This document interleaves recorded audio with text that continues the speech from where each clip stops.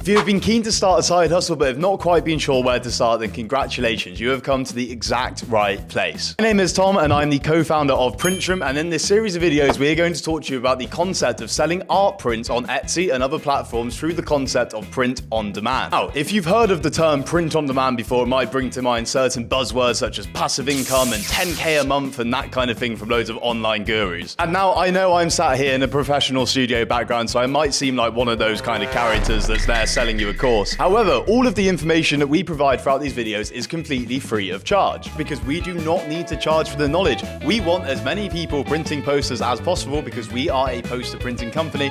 That is why we give away all of this information for free and why at no stage will you ever be charged for any knowledge. PrintShrimp was founded 18 months ago by myself, Tom, and my friend Max. We somehow managed to actually build up to a reputable print on demand company, and obviously I'm biased, but I would now say we are the #1 option for poster printing in the industry. This is largely because we specialize on posters and framed art prints. In fact, I think we are one of the few print on demand companies that only specialize in posters. That means that they get our full attention and care, and as they are our #1 focus, we know what we're doing. We're able to completely dial in and give you guys the best possible offering and service. We've had an absolute blast setting up PrintShrimp. It's been a whirlwind of an 18 months, but we feel like we're just getting going. I think you guys will really enjoy working with PrintShrimp to print your orders. We have exceptional customer service, and lucky you get to talk to me every day with any questions you might have. We feel very, very lucky to be able to work on PrintShrimp each and every day, especially because we get to do so through things like this, where we get to teach people how to sell posters on Etsy. It's very rewarding that most of our customers have come from watching these videos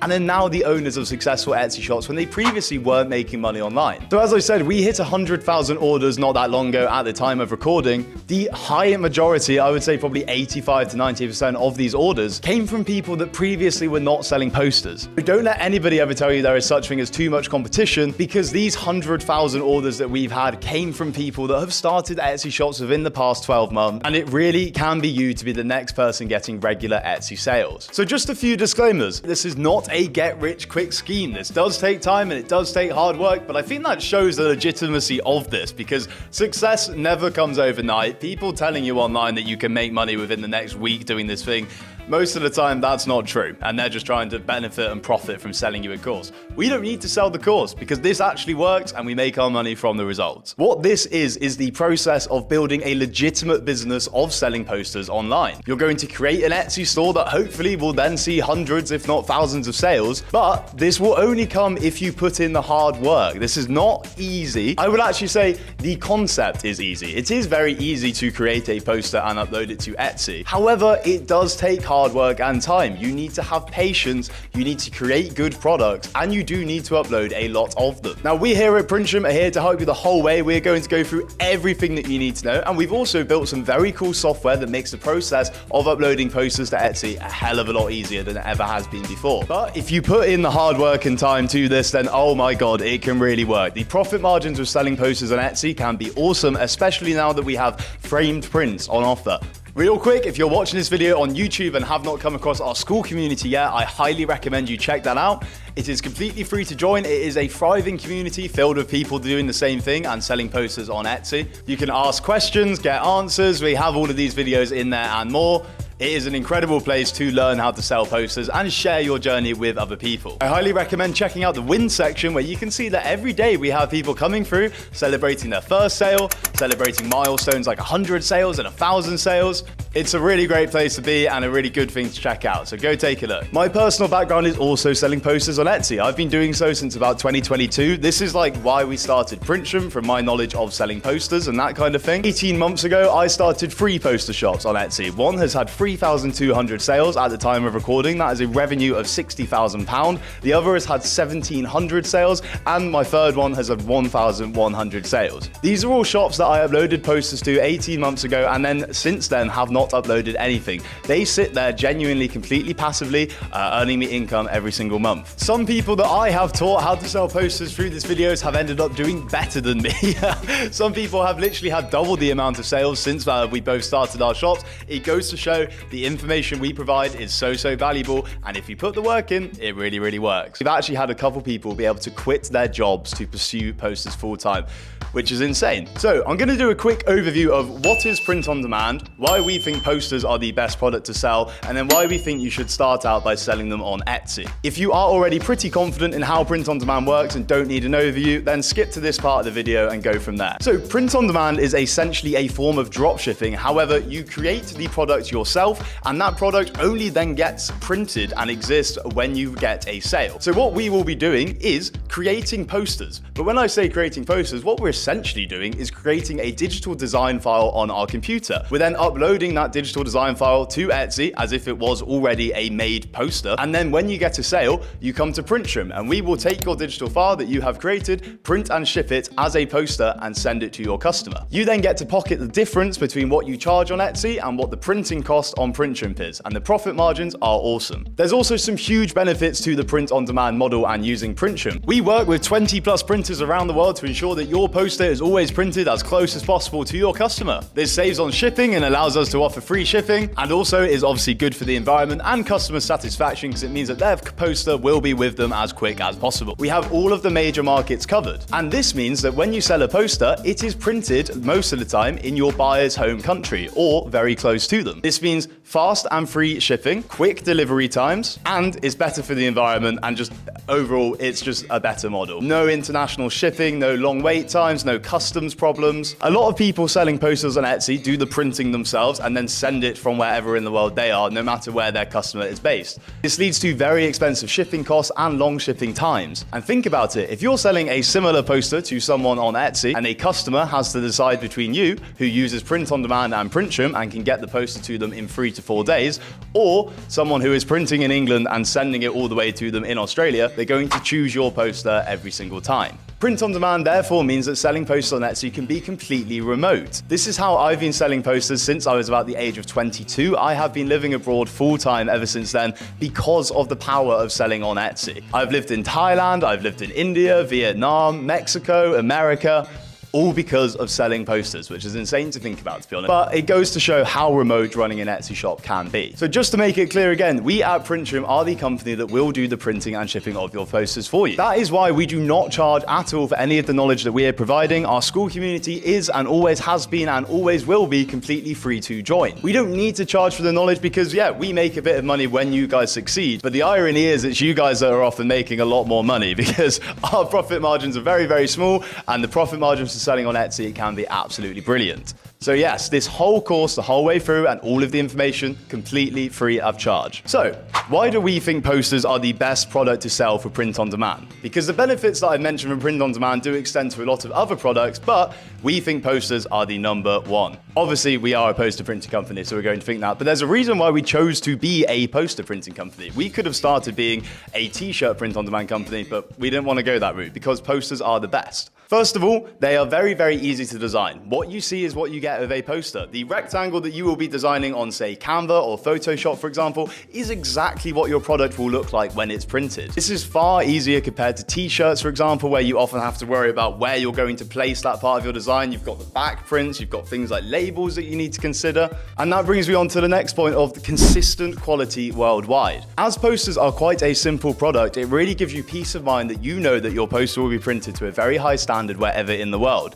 If you were selling t-shirts, for example, and you like a certain kind of fabric, you have to coordinate this exact same style of t-shirt across multiple countries. With posters, it can only be so different. You know, at the end of the day, it is a design printed on some poster paper. Now, we do offer framed prints as well, which are an amazing product to offer. The profit margins are very, very high when it comes to framed prints, as customers will pay a lot for them on Etsy. But here at PrintShrimp, we are all about quality. So we make sure that our quality of frames are the exact same worldwide, and they are of a very, very high standard. The same for our art prints. We use a minimum of 200 GSM poster paper all across the world. Feel free to take a look at my shops that I showed earlier and check the reviews. As you will see, the print quality is exceptional and pleases customers every single time. In fact, I will just very quickly show you the profit margins here with this beautiful little graphic I made. As you can see, so when you're selling posters, there are multiple different sizes that you can sell, and we encourage you to list all of these that I will go through in detail later. This is after accounting for the VAT that we charge. This is after accounting for Etsy fees. And as you can see, when you go up to the bigger sizes, you can end up taking home £28.95. So essentially £30 from one sale. And then let's move on over to frames. As you can see,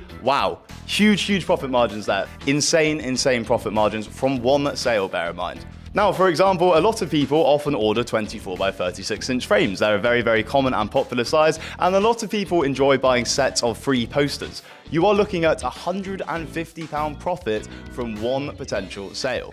So yeah, with the big poster sizes and with frames, you actually don't need to see that many consistent sales to end up taking home a large amount of money. As you can see, very, very healthy profit margins when selling posters and frame prints. Another huge benefit of print on demand is that you do not need any stock. No inventory management, no worrying about running out of paper or your printer breaking. We deal with all of that stress on our end because trust me, printers are a pain. But yes, for you guys, it means you literally, no rainy trips to the post office, nothing like that, no worrying about inventory management, and very, very low cost to start.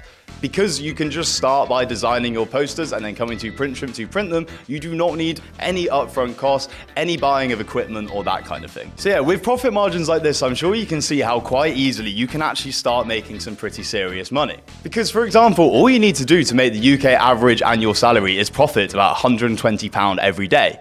And I'm not saying my Etsy shop does this every single day, however, quite often it does. I have free shops myself personally, and I'm sure you can probably figure out that combining those free shops and those free revenues, it leads to a good bit of money. For example, my one shop here has done £57,900 in revenue in the past 18 months. My profit margin is not far off 50% after accounting for everything, so that was about £30,000 profit in the past 18 months, which is a take-home profit of £1,500 every single month. And then I have two other Etsy shops that also themselves do about £750 to £1,000 profit every single month. So yeah, I take home about £3,500 every month from selling posters on Etsy, which is actually pretty bang on the UK average annual salary. So considering this is my side hustle, and that I don't actually do any active work on these shops other than sending orders, which again is all automated through PrintShrimp, it's pretty crazy. So this is what can happen if you do put the hard work and time in. I have listed over 4,000 posters between my free shops. So yes, it's a lot of products and it's a lot of listing. But like I said, we do also have software that really makes the listing process to Etsy almost too quick. So I will go through that in detail later. Okay, so let's get into what you actually need to get started selling posters on Etsy. First of all, I've said it before, but I will say it again, expectations are very important here. This is not a get-rich-quick scheme. You will need to be prepared to watch all these videos in great detail. I would recommend taking notes. This is also why our school community is so great, because if at any point there's anything you are not sure about, you can ask on there and you will get some really helpful answers from me or from other members of the community. It's a great active group. But yes, you need to be prepared to put the hard work and time in, because it does take time for an Etsy shop to gain traction and to get going. You might find your first 2 to 3 or even 4 months is very, very slow, but stick with it, keep uploading, and as long as you are creating good posters, because yes, you need to make sure your products are good, you will start to see results. So one thing you will need for this is a computer/laptop. I do not recommend doing this from a mobile phone. Unfortunately, it's not intuitive. You will limit yourself. It'll be a slow and clunky process. And really, to unleash the benefits of connecting with PrintShrimp and things like that, you will need a laptop. So that's just one thing to bear in mind. It does not need to be a high-performance laptop at all, but I do highly recommend a laptop. And one of the first things you will need is a form of design software, because again, we are creating our poster designs ourselves and then selling our own designs. So you can actually kind of call yourself an artist from doing this. That's what I like to say anyway. You have options here, and there are some good free options. Again, this is very easy to get started without a lot of upfront cash. In fact, the only thing that you need to pay for upfront is starting an Etsy shop, and I'll go through how much that costs momentarily. So yeah, in terms of design software, I always recommend starting with Canva. This is because it is free of charge, and also it's very easy to get to grips with. You know, it's got a very friendly interface and that kind of thing. But further down the line, you might want to explore options like Photoshop, because you can just unlock a little bit more with them, but these do come with a monthly subscription fee. There is also another platform called photop.com that is worth checking out. That is basically an online version of Photoshop that is completely free of charge and runs from your browser. Also, talking about design software, it will probably be worth investing in an AI image generator if that is the route you want to go to. Now, some of you watching this may not be a fan of AI, and that's completely fine. You do not need to use that for this concept of creating products to work. However, I will say it has never been easier to design posters. Now we have tools like Midjourney at our disposal. So I will go into detail what AI platforms you should look at and how much they cost in a later video. But just a word of warning, that's basically one of the only upfront things that you might want to bear in mind. As I said before, we highly recommend selling on Etsy. Now, why do we recommend this? First of all, as I told you earlier, all of my shops, those statistics come from Etsy sales. So there is plenty of demand for posters and there is plenty money in selling on Etsy. But there's some other reasons as well. Your other option, for example, would be selling on Shopify. And this is a great idea and something that we will explore further down the line. But starting with Etsy just makes sense because the interface is so easy. You don't actually need to build a website. You can literally open a shop and then start uploading products straight away. In addition, Etsy makes marketing so much easier. So I consider Shopify a cold marketplace and Etsy a hot marketplace. What I mean by that is that if you go the Shopify route, you are creating your own website by scratch and then you have to advertise to customers yourself on external platforms. This means they are cold customers because they are not actually actively looking to buy posters. You will be pushing adverts to them as they're scrolling on Instagram or Facebook or something like that. Etsy, in the meantime, is a marketplace and people are only on Etsy because they are actively looking to buy something. And in our case, they will be coming across your products because they are looking to buy posters. Therefore, they are much more likely to purchase your product because they have come to Etsy looking to buy a poster. But with Shopify, you need to convince them that they want a poster that they didn't know they were looking for. That's the large reason why we recommend starting on Etsy. But again, selling on Shopify is definitely something to bear in mind and something we will go on to in later videos. But I do recommend just gaining traction, creating products and uploading them to Etsy first. It makes sense as the place to start your journey. And like I said, there is a lot of money in it. Etsy is also very good because it has a bit of a snowball effect. If you have a good start at selling posters on Etsy, you will see the sales keep coming in and coming in. It really promotes products that are doing well and pushes them to the first page of search results.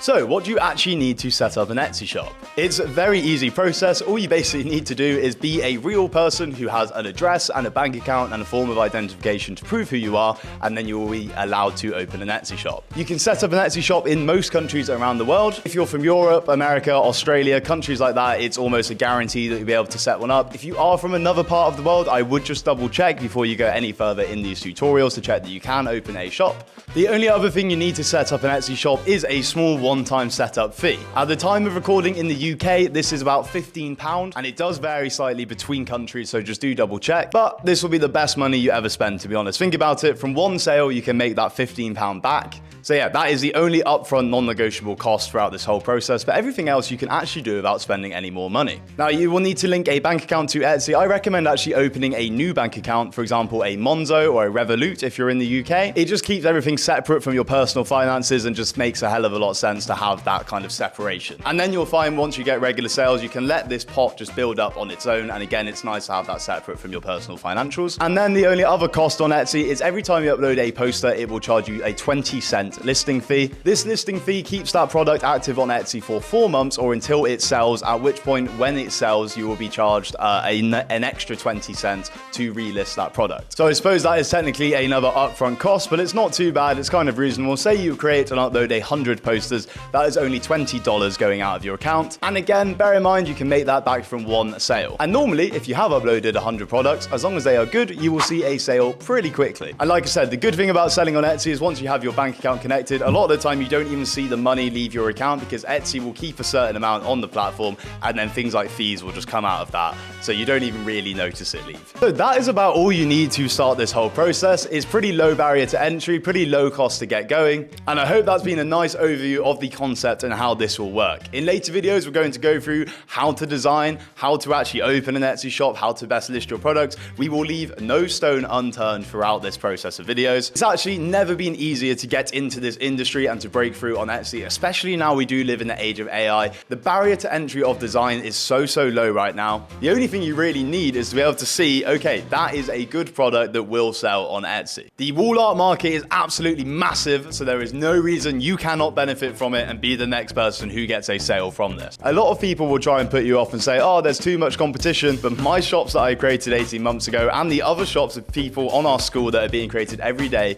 prove that that is wrong because they're getting sales consistently. And like I said, as long as you're prepared to put the hard work and time in, I'm sure you will be seeing consistent sales by the end of this. So best of luck with the rest of the videos. As I've said, if you are watching this on YouTube and have not yet joined our school community, then please go and check it out. It's an incredible place. You can ask questions, interact with people doing the same thing, and there's a lot more videos like this one on there. And once again, of course, it's all completely free to join. So thank you for watching. In the next video, we're going to go over the process of designing good-looking posters and how to kind of decide what products you should sell and things like that. So best of luck to you. So you are ready to start making some money through print on demand. Well, I hate to break it to you, but the only way you're going to do that is by creating good products. And I really do want to stress the good here.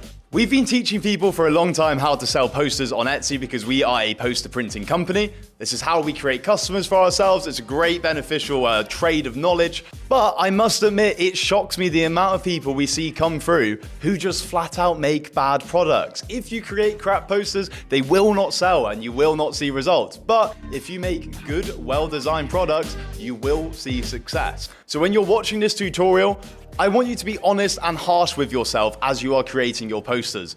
Really think to yourself, can I see this fit into a customer's room? If I was buying on Etsy, would I select this poster over all the other hundreds that people are selling? I'm sick of seeing print-on-demand advertisements online that literally just go, oh, all you need to do is put this logo on this t-shirt or put this bit of text on this poster, and then you can sell it on Etsy and make thousands. You can make thousands by selling posters on Etsy through print-on-demand, but again, only if your products are good. So in this video, I'm going to go through not only how to decide what kind of posters you should sell, like what niche and that kind of thing, but I'm going to show you how you can design posters to look good and to be commercially viable. We're going to explore how you can design them yourself through Canva or Photoshop and things like that. Also, how you can utilize AI as a part of the design process to help you out, because we don't sell AI slop, but we don't mind using it as a tool for our designs. We'll also talk about things to bear in mind such as copyright and public domain. And I'm going to hold your hand and walk you through the process of designing some products to show you what works well and what doesn't work well. Selling posters can seem confusing at the start because there's so many different poster sizes that you can offer too. We're going to go through that and simplify the whole thing. And we'll also talk about prepping your design files to be print ready. Because if you get your design right and come up with good products, this can be such a reliable source of income. And as we said in the last video, it's completely remote. It can be pretty much completely passive. And yeah, it's just amazing really. But those results will only come if we design good products. So let me show you how. First of all, before we get onto the actual designing part, we need to select what kind of posters we are going to sell. Now, this is why posters are awesome, because there is an endless possibility of the kind of categories and niches that you can sell. In fact, I don't think there's any kind of hobby or interest or thing that can't be translated to a poster design. So first of all, a good question that a lot of people ask is, should I select a specific niche? Do I have to constrict myself to one category of poster on my Etsy shop, or can I sell a wider range? Etsy's pretty good. It allows you to have sections, so you can sell different kind of posters on one shop. However, I am of the opinion that it is better to specialize into a form of niche. Doesn't need to be a very specific niche, but I think it really helps the buyer journey, and it also helps the Etsy algorithm to understand your products better if they are all of one kind of niche. Etsy is not a generic overall marketplace. It has a form of niche where it's handmade, homemade kind of products. So compare it to real life shops. Etsy is not a supermarket. People aren't coming onto Etsy to just shop for whatever. They're coming with a specific kind of thing in mind. So I like to think of Etsy more of like boutique shops. Independently ran, cute high street stores.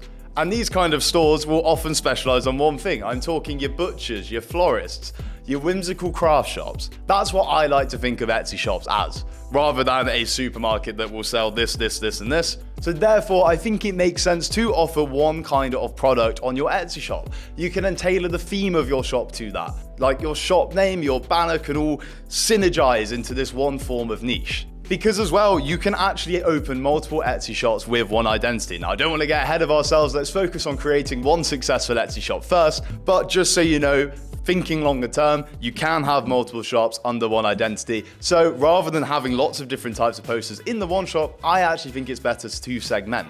As I said earlier, I have 3 Etsy shops, and that is because they serve 3 different niches. For example, I have one shop that is just travel prints. Now that travel prints is a overall niche itself. I sell posters of everywhere in the world. I have multiple different forms of designs of these travel prints. The overall niche there is just travel. I then have an art print shop where it is just art prints. This involves the work of other artists like Vincent van Gogh and things like that. It also involves just generic arty prints of cats and animals. So as you can see, that shop is not very, very niche down. It is the overall general niche of art prints, but I think that is the kind of niche that you need to head for. I think some people make the mistake of almost being too specific and boxing themselves into a corner. I think it's good to pick a general overall niche that is its very own distinct category, but does allow you to have a bit of creativity and flexibility within that niche. So yeah, you don't need to be completely exclusive to just one specific type of poster, but there are definitely benefits to niching down because again, it helps the Etsy algorithm to rank your products, to place them.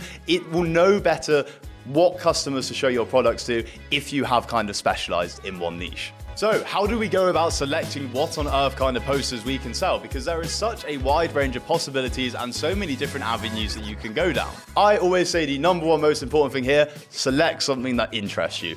Don't just follow the money. You will see a lot of people, for example, selling travel prints on Etsy. It's a great niche, it can really work, but if you're not a traveler, I'd recommend picking something else. You want to be invested in the products you are creating. You want to let your creativity flow, and it will flow a lot easier if you have an active investment in what you are making.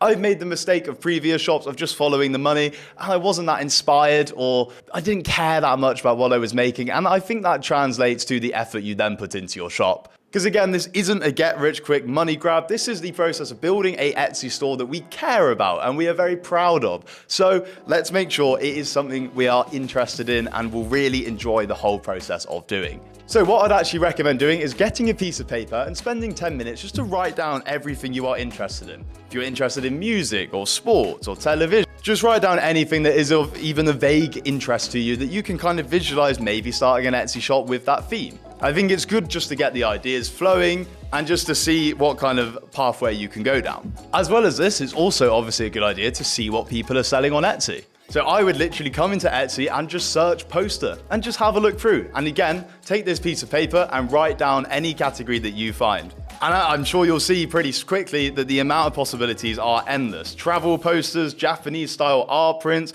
music inspired posters, which we do need to be careful of, but I'll explain why in a second. Vogue inspired things, even religious posters, floral art prints, music related kind of things. The possibilities genuinely are endless, which is why this is such an awesome thing to do because you can get so creative. Like posters like this, for example, that's just a room. Like that's just a building, but that looks so cool. Mayonnaise posters, like who would have thought that that could sell, right? But look, this shop has had 2,700 reviews, which likely means it's had about 27,000 sales. Let's take a look.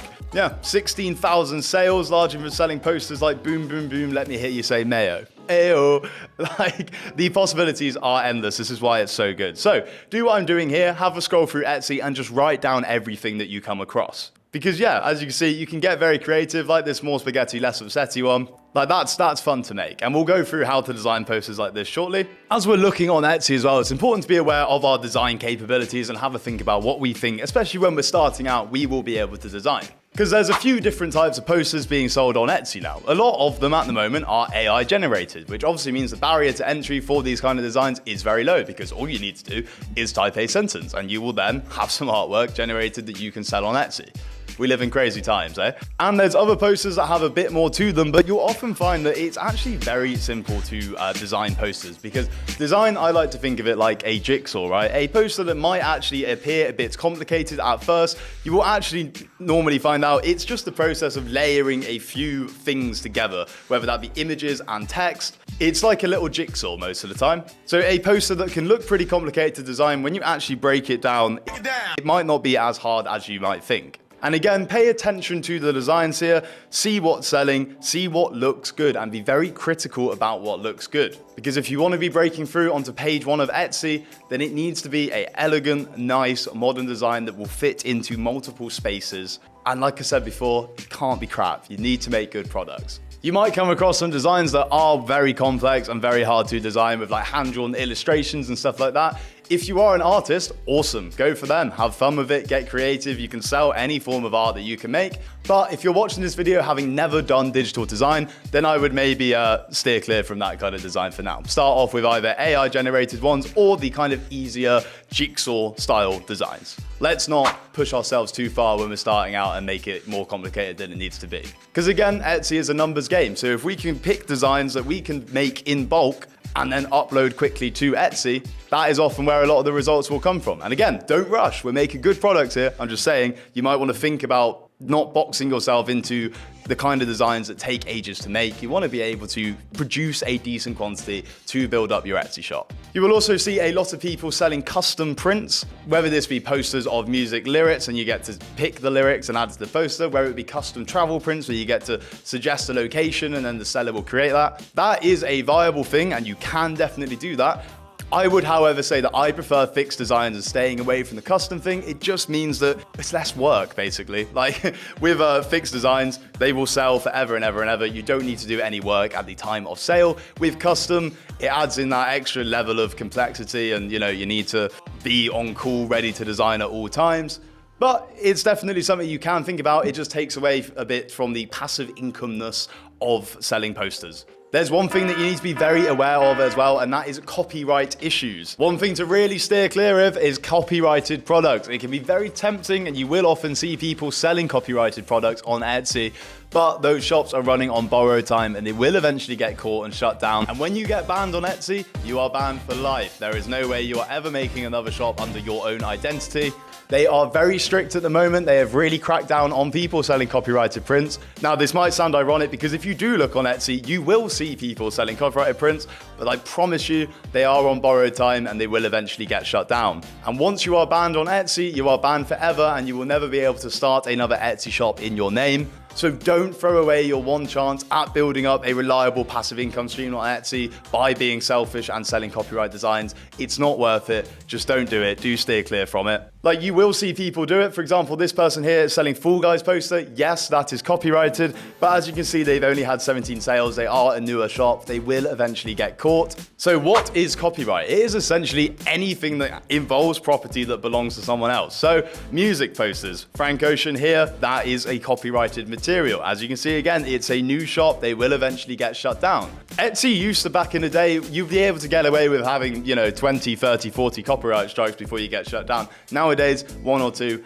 you're done. So don't risk it. Again, movie posters, that is copyright because it involves intellectual property. Even things like song lyrics, copyright. In fact, I would say if you are questioning, could this be copyright, then it probably is. Sports posters like that is technically copyright because it involves an image of Kobe Bryant. However, say you had this design and made it a silhouette version where it was not apparent that it was Kobe Bryant, that would be completely copyright free. Say you're interested in sports or music, you can't go and start selling album posters because you will get banned, but there are ways of creating musical inspired posters that are copyright free. Takes a little bit more brain power to think of how to get around it, but it can be done. Now, if you were selling on Shopify, you might get away with selling copyrighted products for longer, but it's not my position to sit here and encourage copyright sales in any way. But just a word of warning, Etsy is very, very harsh on it. You might get away with it for longer on other platforms, but you shouldn't really. It's a bit naughty, so However, one thing to be aware of that is almost like a loophole to selling copyrighted materials, or materials that feel copyrighted anyway, is the public domain. Now, basically, copyright for people's work expires after about 100 years. So a lot of old artists, think Vincent van Gogh, think Henry Matisse, think William Morris, who created their art over 100 years ago and have now passed away, their work is now in the public domain. So as you're scrolling Etsy, you might have seen a lot of Vincent van Gogh, Pablo Picasso, things like that, and thought, that must be copyright. That is actually not, because it is now in the public domain. And that means you can fully sell their work online for commercial purposes and profit from them. So I have an art print shop, as I mentioned before, and a high majority of my sales come from posters that I have created of Henry Matisse, of William Morris, of Pablo Picasso, Van Gogh. And there's also two ways you can go about this. You can download their original artwork and sell that. But what I like to do, and what a lot of people like to do, is create inspired by work. So you're not saying that you're selling an original art print. You are saying artwork in the style of Henry Matisse, inspired art of Vincent van Gogh. And you can create that using AI and then add it to posters and sell it that way. I think that's a great method. It's really worked for my art print shop. Just make it clear that it's inspired by and you're not trying to pass it off as an original because you don't want to confuse buyers. But a lot of the time, it's the art style that customers like, and it doesn't matter that it's not an actual original piece. So that's something to bear in mind. So just do check that the artist or work that you want to sell is in the public domain before doing so. For example, if you look on Etsy, you'll see a lot of posters of Yaya Kusuma. You might assume, because so many people are selling her artwork, that she is in the public domain, as that's what I did a year ago. But then I got 5 copyright strikes for selling her artwork, and it turns out she is alive and well. So sorry, Yaya, I didn't mean to copy your artwork there. So just do check, because you might be led into a false sense of security that you can sell this form of artwork because so many people are doing it. But again, that doesn't mean you're safe from getting copyright strikes for this kind of artwork, as what happened to me. That really scared me, and I thought I was going to lose my shop, but I got away with it. But just a word of caution with that one. So let's move on to actually starting to design and starting to create products. And I want to stress the importance here of providing something new to Etsy. What I mean by this is we don't need to reinvent the wheel here. We don't need to come up with something completely revolutionary that is a never seen before category of posters. However, what we don't want to do is falling into the trap of essentially copying someone's design and just uploading incredibly similar products to what is already on offer. Especially as a new shop, if you upload loads of posters that are basically already on Etsy and are not that new and that different, why is a customer going to choose your poster from a shop with no reviews and no credibility when they can buy the exact same poster from an established shop with a lot of reviews? So this is why we need to provide something that is slightly different to what is currently on offer. A lot of people will tell you that you need to find an emerging niche that has not yet been served by the market. That is not true. For example, my most successful Etsy shop that I have has been travel prints. My second most has been art prints.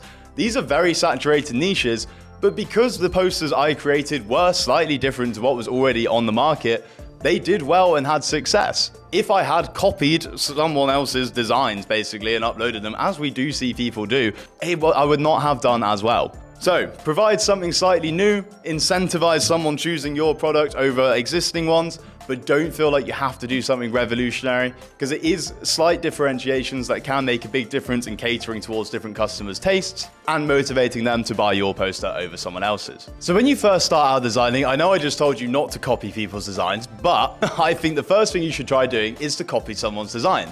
This is just to get used to the art of designing and to practice playing around with shapes, elements, images. So take a poster on Etsy in the niche that you are interested in, come into Canva, use AI if it's that kind of design, and try and replicate it. I think this is the best way you can get to grips with using software and that kind of thing. So for design, I imagine a lot of you at the start will want to keep your costs down, which is absolutely a very sensible thing to do. It takes a lot of risk out of starting a side hustle when you can do it for free. So Canva is amazing for this. I'm sure most of you have probably had a play around with Canva before, but for those of you who hasn't, it is an online design platform and it's all pretty intuitive. So again, let's pick a poster from Etsy and let's have a play around with trying to design this in Canva. Some poster designs can be so simple that really you actually don't need design skills at all. For example, this one here that I made of Barcelona. This is actually a ready-made product that will sell on Etsy. Travel prints can be very basic like this. Oftentimes it is just an image of the place that you can create using Midjourney and then text describing where that place is. You obviously can add in other elements here. For example, the country name, maybe coordinates, maybe you want some shapes showing color. I'll show you some examples on the screen here. But the concept of travel prints can be very basic, and the same applies for art prints. For example, here is a William Morris inspired poster. All it is creating artwork in the style of William Morris and then adding his name. This again is a very popular kind of art print to sell on Etsy. And even designs that look a little bit complicated, when you actually break them down, they're really not that hard. Like I said, we're basically creating jigsaws here. So here's an example of a Yayoi Kusama inspired art print that I sell on my Etsy. It's loosely inspired. It's more of a Japanese art print style. This might look complicated, but really there's only 3 or 4 things going on here.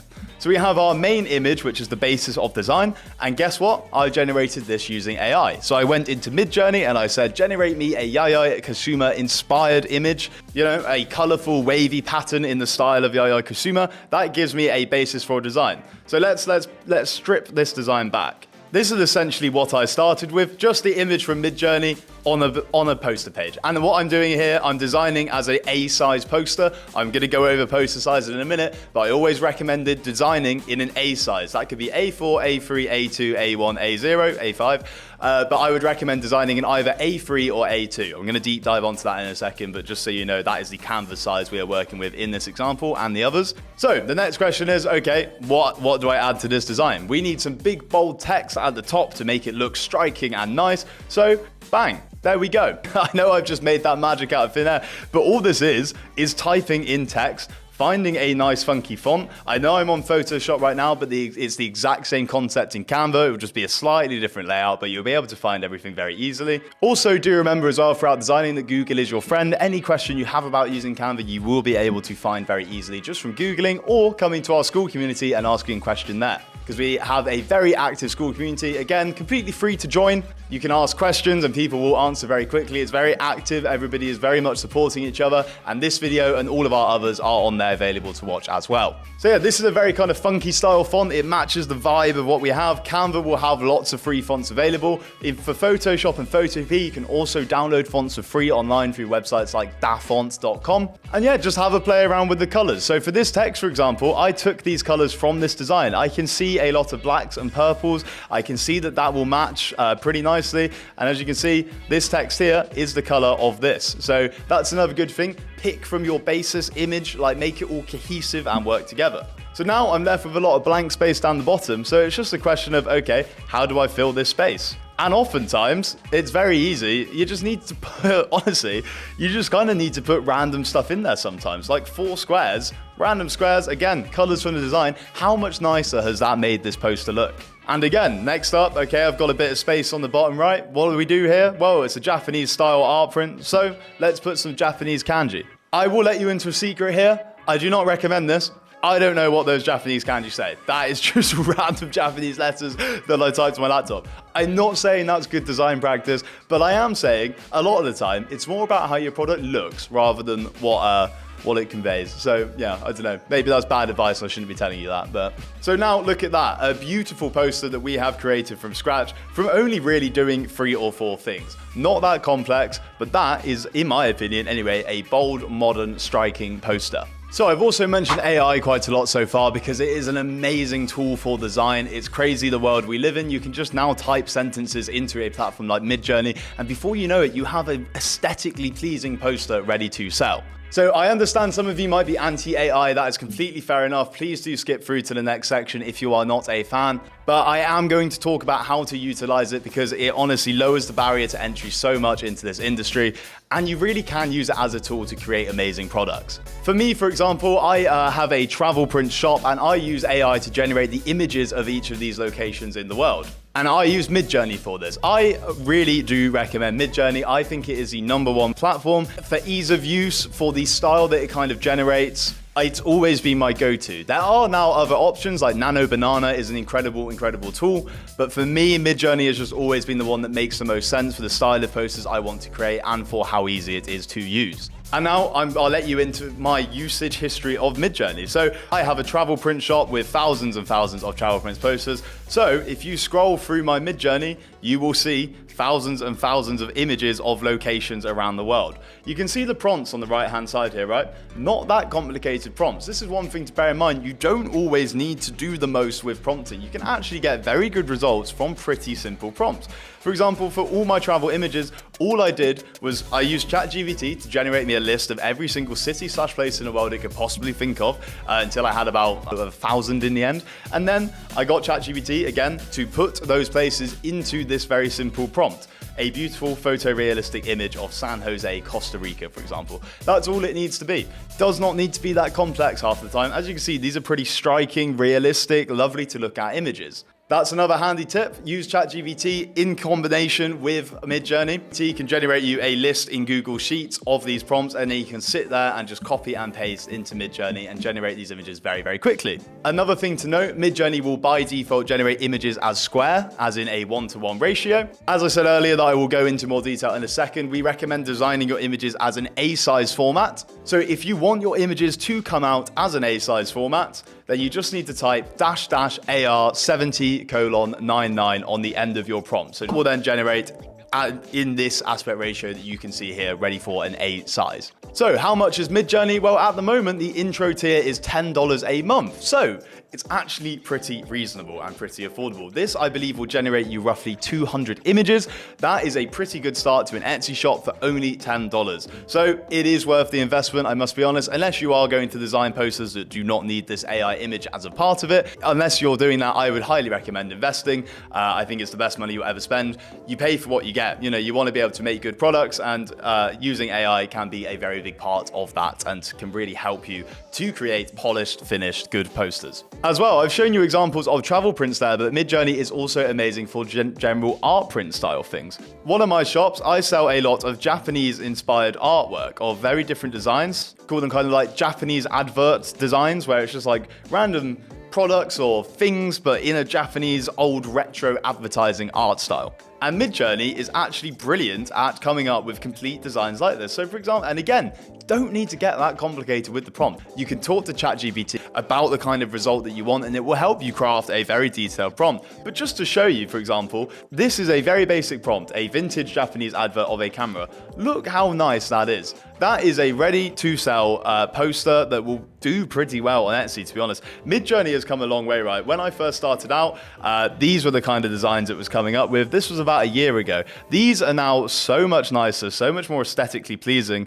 And yeah, like it's insane what we can now do with just simple sentences from Midjourney. So as you can see, each time as well, it gives you 4 options just from the one prompt, which is brilliant because it means A, you can either pick your favorite, or B, you can sell 3 of these from one prompt. So before you know it, you can rack up a good amount of posters ready to list at Etsy. So the only thing to bear in mind is exporting from Midjourney. What you need to do is make sure you upscale. And upscale, you see some other ones I've made here of dogs in crowns and things like that. Upscaling creative is what you want to do. This gives you the highest possible quality. I'm going to go over image quality and things like that and what you need to be aware of shortly, but I must admit, most of the time, upscaling creatively from Midjourney gives you images that are a high enough quality to send to print. In my experience, I actually didn't know what DPI was until 2 years ago, and all the posters I made before then, I never looked into upscaling further than from Midjourney, and they always print well. We are going to have a specific section talking about file quality, but as long as you upscale creatively, in my experience, that is normally enough. So there's some examples of what you do with Midjourney as well. As I mentioned earlier, with the public domain, you can sell artwork of artists like Van Gogh. And if you look here, it can do that very, very well. So it's a really powerful tool. There's kind of no limits to what you can create with it.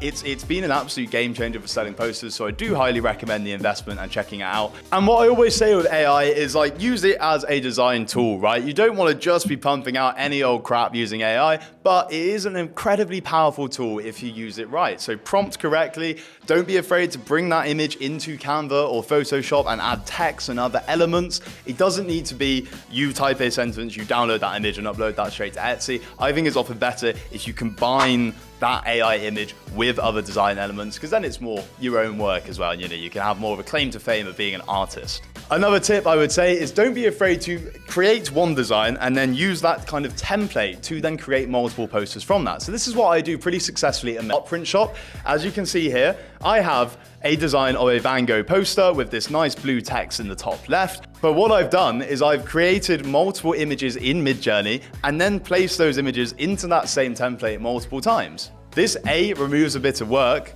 gives my customers a lot more options, and it's just a really good way of saving time in the creation of products process, because rather than have to come up with a new template every single time, I can generate 20 or 30 of these. Not so much that I'm spanning my shop with, you know, a similar product, but as you can see, each of the paintings that I have put into this template is rather different. And again, workflow-wise, combined with ChatGPT, say, generate me 30 Midjourney prompts for different styles of Van Gogh artwork, copy and paste those prompts into Midjourney, bring them all into the same template, boom. Do that for 20 or 30 posters, move on to a new template. This is a great workflow and it's a great way of creating products quickly and in bulk without being too similar, but also saving you time. And also, a lot of customers like to buy multiple posters at once, for example. Doing this allows them to, you know, have 3 side by side that look similar but are different. It's nice to be able to provide that as a template and that kind of thing. So that's something to bear in mind. So once again, have a play around with Canva. Don't rush this. Like, take your time getting used to designing. I'm sure a lot of you will never have done anything like this, but give you some peace of mind. I first accidentally discovered the concept of selling posters in 2022 because I was a cheapskate. I actually wanted to buy a poster for my university bedroom, but the one I wanted online was like £60, and I was like, I'm not paying that. So I actually sat down and I copied the design on Canva. I'd never done anything like it. It took a bit of tweaking and getting right, but before I knew it, I had just created a poster that was for sale online for £60 and was like, oh my God, that actually wasn't that hard once you sit down and take it step by step. So if I can do it, that Etsy shop that I created then went on to make me £30,000 profit in the first 6 months. Anyone can do it. So yeah, take your time with it. Do use AI if you want to do that. Like I said, it's a great tool. Treat design like a jigsaw. Do copy people's work at the start, but not to sell, just to get to grips with design. And then put your own spin on it. Be creative and just have fun with it. Like I said, Canva's pretty intuitive to get to grips with, but do Google anything and do come to our Skool community to ask any questions you may have. So with selling posters online, there are multiple sizes that a poster can be, and this is something we need to bear in mind for when we are designing. With PrintShrimp, we offer multiple poster sizes, and we actually offer 21 standard poster sizes that we recommend you selling. The same goes for frame prints as well, minus a couple of sizes. Here is a handy diagram that I put together showing poster aspect ratios. For example, A sizes are very popular in the UK and the EU, but less so in America. You will still get sales for A sizes in America, but their go-to is more the 18 by 24 inches, the 24 by 36 inches, and the 16 by 20s. So there is no reason why you shouldn't cater to every possible size that you can to maximize your sales. The only thing that this does mean though, is it does involve a bit of redesigning your poster files because some of these sizes are different aspect ratios. So it's broken down here. As you can see, all of these A sizes all scale with each other proportionally.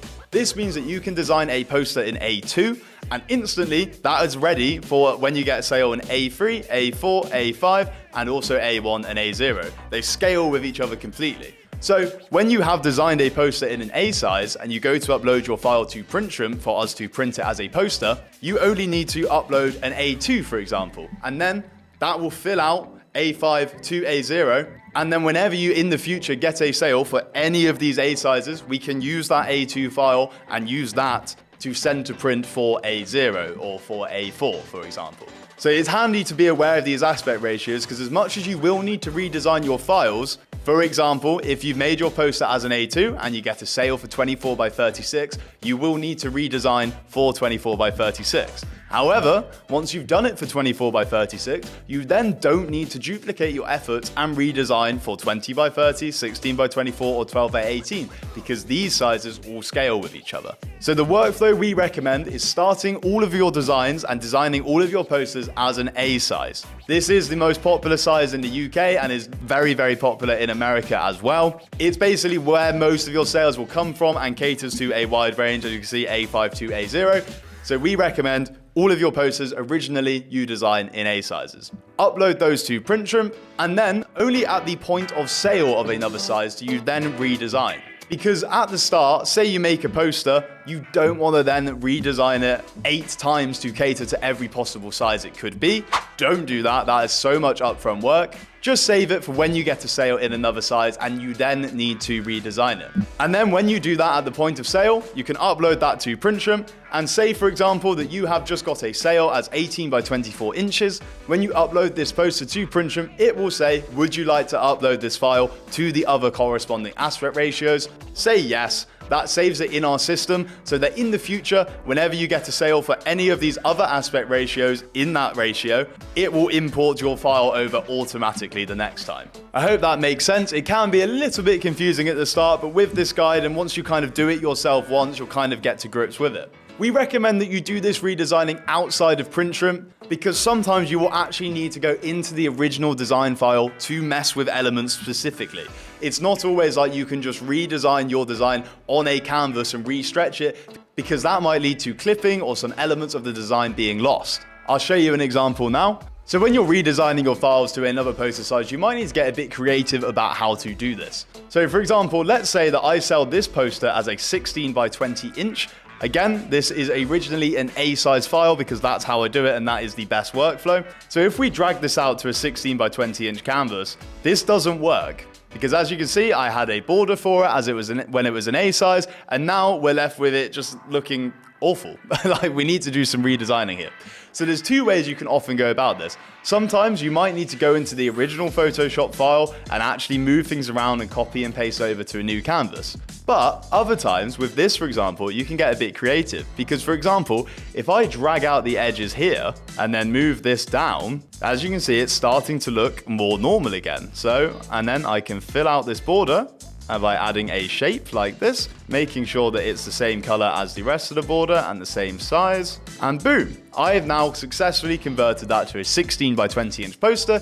That means that this is also ready for sale as an 8 by 10 inch poster. And I'm only going to do this at the point of sale because otherwise I would waste so much time redesigning every time. Now, sometimes you might get lucky. So say, for example, this Yayoi Kasuma poster that we did earlier, if I drag this into a 16 by 20 inch canvas and I drag it all the way up, I actually think that looks pretty good. And that kind of works as a complete design. So that I can now sell like that.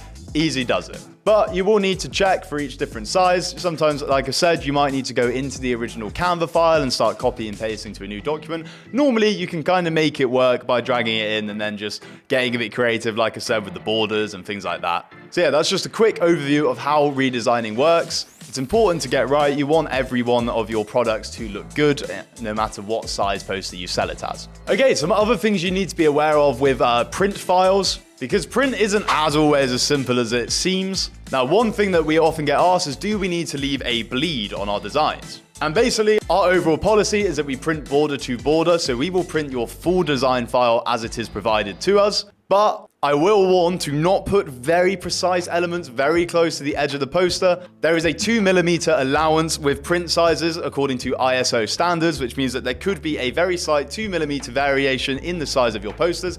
This is industry standard and completely normal. So don't have very small and precise things very next to the edge because there is a danger that they might get cropped or clipped. And also with frames, for example, frames often overlap around your poster. So again, you don't want elements too close to your design in case of that overlap will obscure any design elements that you want visible. So as much as you don't need to leave a bleed, and we do print the full design border to border, do be aware of putting things too close to the edge. Some other things to bear in mind with print files is DPI. What this is dots per inch, and this is a very good indicator of the quality of your print file. Now, you should be aiming for 300 DPI wherever possible. I think a lot of people can end up overcomplicating this. It can seem a bit stressful with upscaling files and things like that. But I will say with my posters, I have always used AI as the main basis of my image, and I have always upscaled creatively from Midjourney, placed that image into Canva to add other design elements, and exported as a JPEG. And these files always, in my experience, end up being 300 DPI, as I will show you here, and have always printed fine. I have never done additional upscaling on external platforms, but most files from Midjourney by standard are absolutely fine and are high enough quality. So do bear that in mind, and I would warn against overthinking and stressing yourselves out with too much upscaling and all of this stuff. Most of the time, to be honest, as long as your image looks good quality on your screen, especially if you zoom in slightly and doesn't look pixelated, it will print fine. So we would recommend exporting your files as either JPEG or PNG. We can accept PDFs, however, you'd be surprised a lot of printers actually do not prefer this, and JPEG is actually better. So one thing to bear in mind is that when designing files and print, there can sometimes be a difference in what you see on the screen and how a file will print. This is because computers and printers use different color spaces. Screens by default display colors as RGB, and printers by default use CMYK. This basically means that sometimes what you see on the screen is not how a poster will print. What you can do to help with this is export in an RGB space. This essentially tries to keep the colors on screen as true as possible to when it converts over to CMYK for print. Now, if you're using Canva or Photoshop, the default color space is often actually sRGB. Might be worth a double check. But most of the time, if you export in this color space as a JPEG, then you will have no issues sending your file to print. Also, when redesigning for other aspect ratios and picking the size to do, I'd often choose the middle ground. So for example, say you get a sale as a 30 by 40 inch print, I would often pick 18 by 24 inches because then it just is a nice middle ground between all sizes and covers all bases. I'd also be wary of upscaling too much because sometimes it can lead to massively large files. Just looking at all of my posters on my computer, I have never created a product that is above about 5 megabytes. And if you are consistently creating posters with a huge file size of 20, 30, 40, 50 megabytes, I would look into why this is because it's not very necessary, to be honest. And it slows down the whole process and it just makes things clunky. So if your files are coming out massively, I would review your workflow and your upscaling process because you're probably doing too much. Again, we have lots of resources going through file preparations on our website and in our Skool community. So if you need any further guidance, please do check them out at printshrimp.com and through searching for our PrintShrimp Skool. So 99.9% of the time, your file will print as expected and as it looks on your screen. Just be wary of designing with a very, very bright screen because that can often make colors appear more vibrant than they really are. In fact, oftentimes from Midjourney, I then up the vibrancy of the image because it helps the colors pop a bit, and sometimes they can come out a bit dull by default on Midjourney. We at PrintShrimp as well offer free paper sizes by default at every single one of our locations. These are gloss, satin, and matte. Gloss is a nice shiny poster. It's kind of what my mind goes to when I think of posters. It's got that shine and sheen to it. Matte has completely no shine, and satin is kind of a nice middle ground. I really like the feel of satin as well. So you do have the choice every time you sell a poster. I would not recommend passing on this choice to customers because there is such thing as too much choice and it can confuse them. So we allow you to, in the settings of PrintShrimp, set your default paper type, and it is up to you what you choose. I always recommend satin. I think it's a very nice middle ground between gloss and matte, and it often actually holds darker and vibrant colors a bit better, and for me produces the more true to screen result. So the choice is yours. A lot of the time customers, don't care how it comes, to be honest, but my personal go-to is satin. Okay, so hopefully after this video, you have an idea of what kind of posters you want to sell. Again, take a look at what people are selling on Etsy, inspire but don't copy, and do select a niche that has an interest to you. I hope what I showed you about design is useful. Honestly, the best way to get used to designing is just to have a play around and practice yourself. You won't be great at the start, that is fine. In fact, I often look back at the first posters I ever designed and I'm like, oh my God, what on earth was I thinking? But you will find over time, the more you do it, the more you get used to, and the more your eye for design improves as well.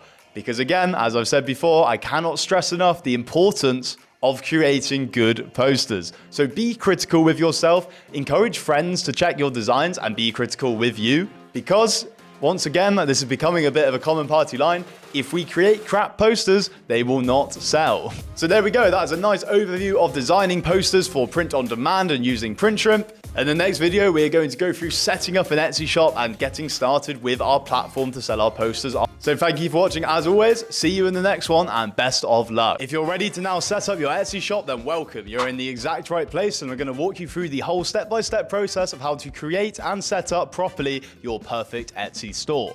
Etsy is a wonderful marketplace. It brings the customers right to you. It's very intuitive, and it is a wonderful place to sell posters through print on demand. So I'm going to take you through everything you need to know about setting up, the kind of costs and fees you can expect with selling on Etsy, and the things you can do to promote as many sales as possible and to get your shop looking very attractive to customers. Also, I'll take you through how Etsy can help you because it is a wonderful platform that does care about their sellers. So everything you need to know, we'll go through now. So a lot of people go down the Shopify route when they're first starting with print on demand, and Shopify is a great platform with a lot of benefits. However, we really recommend starting out with an Etsy shop for your poster print on demand journey. There's a few reasons behind this. Number one is that it is very easy and a low barrier to entry to set up. Because with Shopify, you have to build your website from the ground up. There's so much that goes into that, and it can get pretty complicated pretty quickly. But with Etsy, you literally sign up, and then you can upload products straight away. You don't need to worry about setting up your shop or anything like that. There's only a few things that you need to do,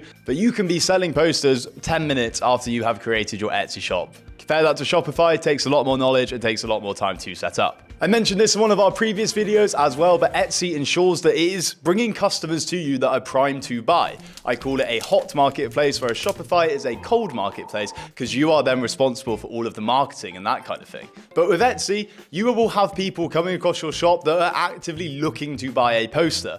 Compared to Shopify, where you're advertising to people on Instagram and Facebook, you need to convince them that they want a poster. But on Etsy, they're already there looking to buy one. That is why it is the number one place to start with print on demand. It's also pretty low cost and low fee, which we will get into now. I will add a note and say though that we encourage Etsy as a starting point, but that is no reason to rule out Shopify in the future. Because slightly contrary to what I just said, it really can work as a marketplace. I just think it's better to build up your knowledge of selling posters first on Etsy, build up your product catalog, and then you can look to expanding to things like Shopify, eBay, even Amazon. We'll go through all of that in future videos. Okay, so what are the costs involved with selling on Etsy? So the main one is a £15 account setup fee. This is £15 in the UK. That might vary slightly around the world. I think it can go upwards to $29 depending on your country. But that is a one-time fee that you pay. It'll be the best money you ever spend. Think about it, from one sale of a framed poster or of a large standard poster, you've made that back, if not doubled it. So it's well worth the investment. The only other fees on Etsy are transaction fees and listing fees. So every time you upload a poster, you will be charged a 20-cent flat fee. This will keep that poster active on the marketplace for 4 months or until it sells, at which point you will pay another 20 cents to renew that listing.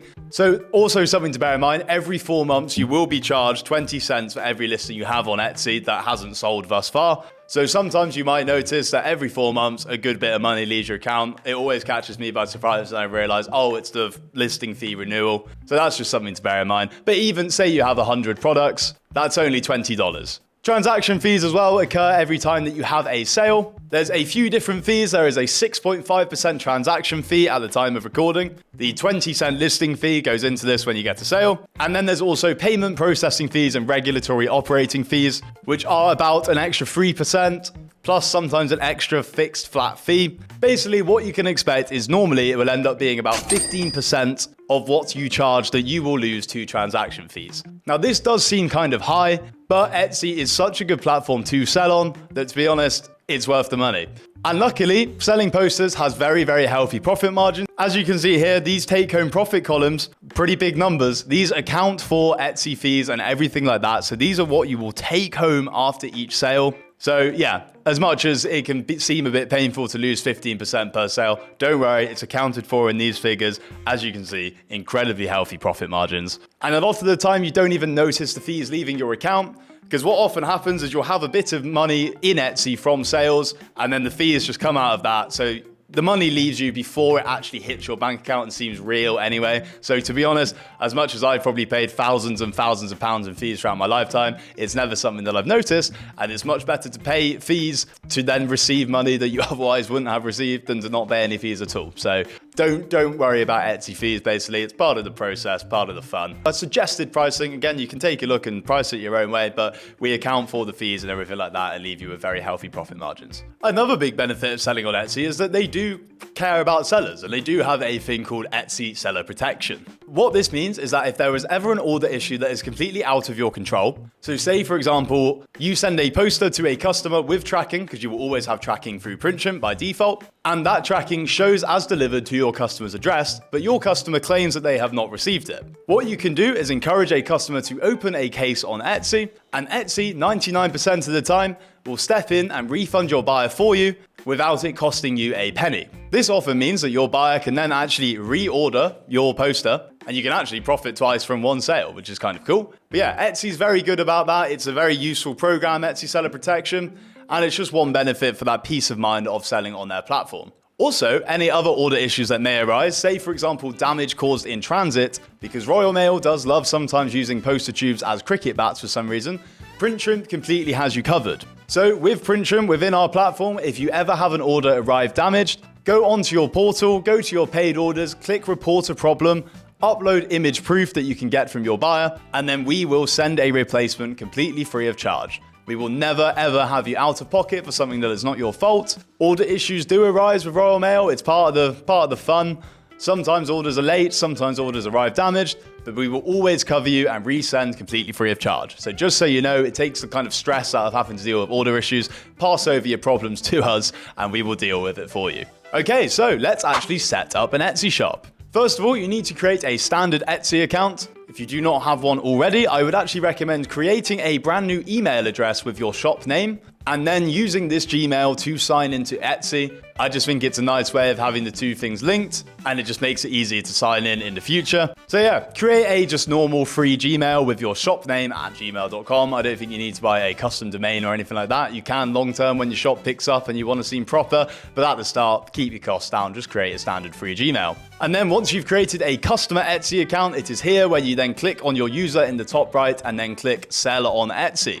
And then it will ask you questions about who you are and you confirm your identity. You need to link a bank account as well. I would actually recommend creating a brand new bank account that is not one of your current personal ones. This is just to keep your Etsy funds separate from your personal funds. I think it just makes so much sense just to have that separation. And you'll find that over time, when you start getting consistent sales, this will build up and up. And it's really cool just to be able to track actually how much you have made from selling on Etsy. It's very easy to create a bank account with Monzo or Revolut or even Chase if you haven't done so already. Starling Bank is another good option. But yeah, I would recommend new bank account for a new Etsy shop. The questions that you will be asked to create an Etsy shop should be very intuitive. The only one you might get stuck at is whether you want to be a sole trader or a private limited company. Now, this is something to consider because once you select this, you actually can't change it going forward. So if you select sole trader, you will forever be a sole trader on Etsy.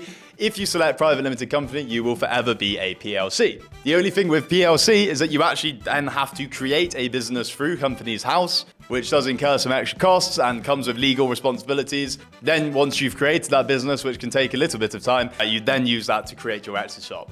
So for 99.99% of you, I would recommend being a sole trader. This is what I am on my Etsy shops. It just keeps it very simple. And it means that you pay personal income tax rather than having to worry about corporation tax and things like that. It's just a lot easier and more accessible for most people. But do your own research on this. Look into what will work better for you. There are some benefits to being a private limited company. It just is a bit more complicated. So I think for most of you, it will make sense to be a sole trader. Okay, so now you need to come up with a shop name. I would not overthink this too much. I wouldn't say it matters too much on Etsy what you call your shop. The one thing I will bear in mind, I made a mistake previously. I called a shop Groovy Creations because I wanted to make like funky psychedelic posters. And then when I started making them, I realized that that actually wasn't really my vibe and not what I wanted to do. But then I was stuck with a shop called Groovy Creations and the products that I then listed didn't really fit that vibe. Didn't make too much of a difference. You know, the shop still did well, still got a lot of sales, but it didn't quite match up. So have a think about your shop name. Ensure that it will match your niche that you have chosen. Maybe don't box yourself in too much with a name. You can always choose something generic. Like one of mine is called Print Seeking Walls, for example. That could apply to any niche. But then again, my travel shop is called One Planet Prints, which is very specific to travel, but I knew that that shop was always going to be specific to travel, so that worked well. But yeah, just have a general overall think about the branding that can come from this shop name. Again, don't overthink it too much, but you should be proud of the creation of your Etsy shop, so do make sure it's a name that you're happy with and, you know, that you'll want to tell people about, because you should be shouting from the rooftops, check out my Etsy shop. So yeah, just have a think, don't rush into it, and yeah, choose something that you like. Okay, so now you need to do some shop branding. The two main things you will need to do is create a banner for the top of your shop and a logo. Having a shop banner is a great way just to communicate some information, largely the quality of your prints and your dispatch speed, and it's a nice way to show off some posters that you sell. So maybe you want to create a few products before you create your banner so you can show off some of your products on your banner. For example, here's mine with One Planet Prints. As you can see on the right hand side, just show off some posters, and on the left, just a bit of general information about how quickly I will dispatch the posters, the fact that they're premium and on really nice paper and that kind of thing. So that's one route you can go. Another route you can go with my art shop is more literally just showcasing posters. So I brought this mock-up on Etsy, and then using Photopea or Photoshop, I can place my posters within this mock-up, and it's just a nice way of showing off some of the different designs that I have for offer. Same goes for logos. It can be more complicated, like my One Planet one that has like a little mascot, or you can keep it very simple and literally just do text-based logo like that. Again, these don't matter too much. I don't think anyone will not buy a poster from your shop because they don't like your logo, but it's nice to have a pretty shop that you're proud of, basically. So, you know, do make it look nice. I do think it does contribute to the customer journey. So that's the two main things design-wise that you would need to create for your Etsy shop. There are some other fields for you to fill out on Etsy as well, because the thing is, you might as well maximize anything that Etsy gives you to give you the highest chance of success. One thing is your About section. This is a great time to tell a little story about yourself. People use Etsy largely because it is an independent marketplace filled with independent sellers, so a lot of people do care about who they're buying from, their story, and their inspiration behind their products. It's quite a wholesome marketplace, Etsy. Write a little bit about yourself, write why you're selling these products, where your inspiration came from. You can even add photos of yourself if you like to. There's no pressure to do that whatsoever, but it's a nice place to be a little bit wholesome. And yeah, you don't have to write too much for this bit. It can be a sentence, it can be a paragraph, a couple of paragraphs. That's up to you really and what you want to share with the world. But I think it just makes your shop look complete and full. Some other things you can fill out. One is your policy settings. Now this is important because obviously we are doing print on demand. Your poster is only produced at the point of a sale.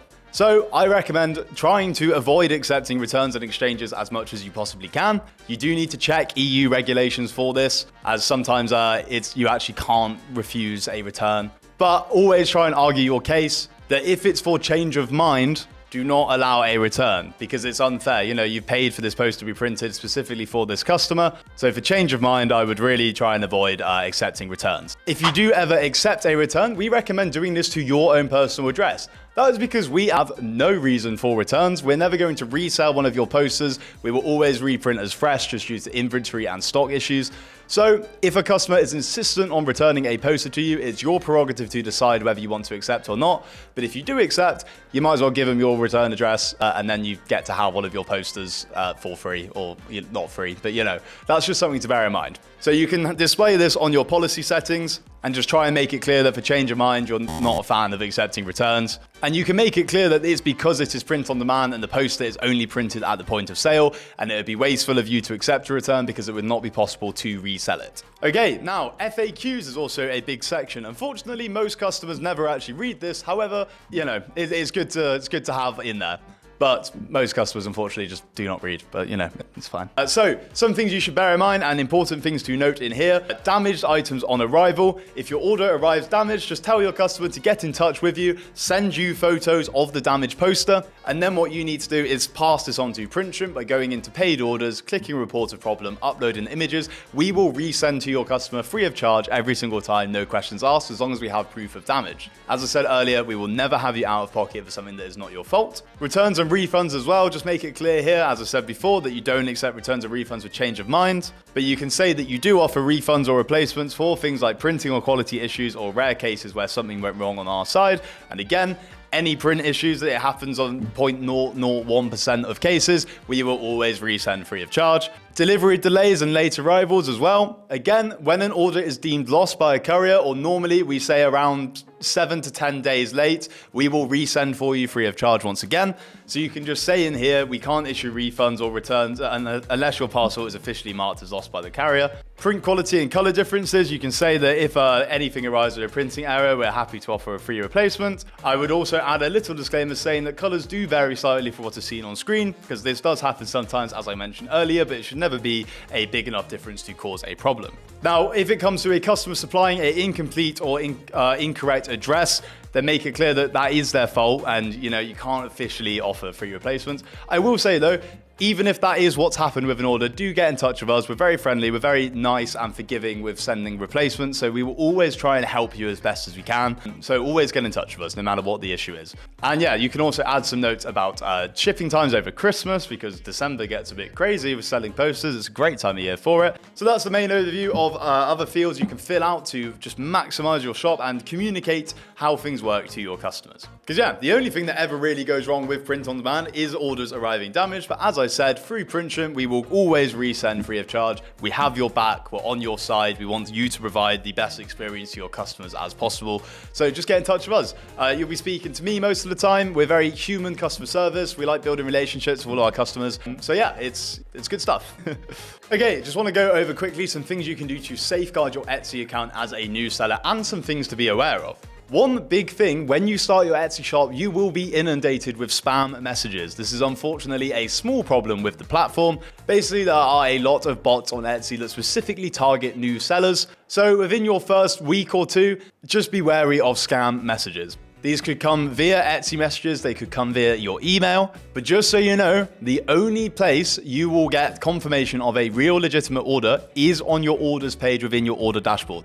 Do not open or click through to any emails that tell you need to verify your bank account or anything like that, and you have only had an order if you can see it in your orders section on your Etsy shop. These spam messages will stop eventually. They do specifically target new sellers, so after a couple of weeks, it will go away. It is slightly annoying, but it's just something to bear in mind. If in doubt, it's probably a scam. Don't click through anything. Do not ever provide your bank details. And yeah, they will stop eventually, so don't worry. But you will probably come across a couple scam messages. Also, small word of warning. It's probably not too much of a major issue anymore, but when you first start an Etsy account, don't spam upload too many products all at once. Etsy can sometimes flag this automatically as suspicious behavior and might suspend your account. You will often get it back if you appeal when this has happened, but maybe just take it a bit slower and upload, 10 to 20 a day. If you have that many ready, you probably have less and that's fine. But yeah, just don't spam upload hundreds as soon as you first create your Etsy shop. And yeah, if you do get banned, unless you've been selling copyrighted products,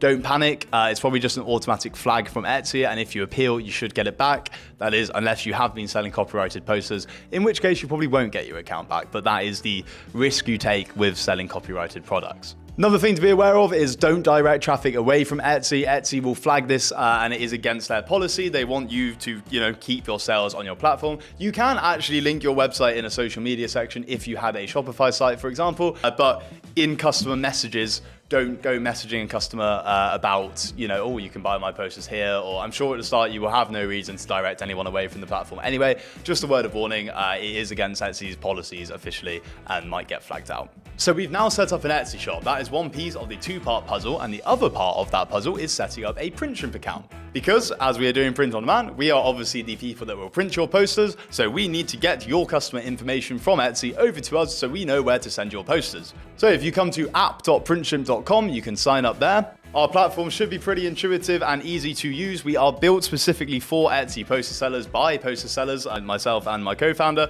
We have full Etsy integration and things like that, so it's very easy to literally connect your Etsy shop to your PrintShrimp account. You need to click a button every day and your orders will automatically go over to PrintShrimp, ready to be printed as actual posters. So you might as well connect PrintShrimp to your Etsy shop straight away. So if you sign into PrintShrimp, come to integrations and then click connect Etsy, it will take you over to Etsy. Just give us permission to access your account, and then you'll be integrated, your Etsy and PrintShrimp. There will be a symbiotic relationship, and it'll be very easy for you to get your orders over to PrintShrimp and things like that. I'm going to go through in a later video in detail how everything on PrintShrimp works, because we have some really cool software and tools that we have built, including software that completely automates the whole process of uploading posters to Etsy, which we are incredibly proud of. I'm going to go through this in a later video, but uploading posters to Etsy used to be so manual. You used to have to put your posters in mockups one by one manually and then do all the SEO yourself. And now with PrintShrimp, you can literally drag and drop 100, 200 posters at once. It will place them into mockups for you,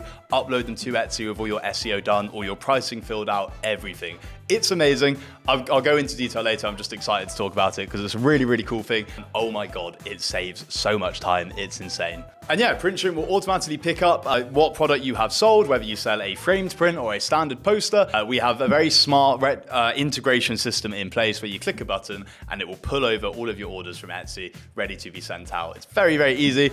Truly is passive income once you've got it all set up and running. So yeah, create a PrintShrimp account as well, have a little play around, and yeah, have a look. So now that we have connected our Etsy shop to PrintShrimp, we might as well declare PrintShrimp as a production partner, because this is something that you officially, according to Etsy policies, have to do. Because you work with us to produce your products, you just need to declare that to your buyers, just so that you know there is a third party involved in the process.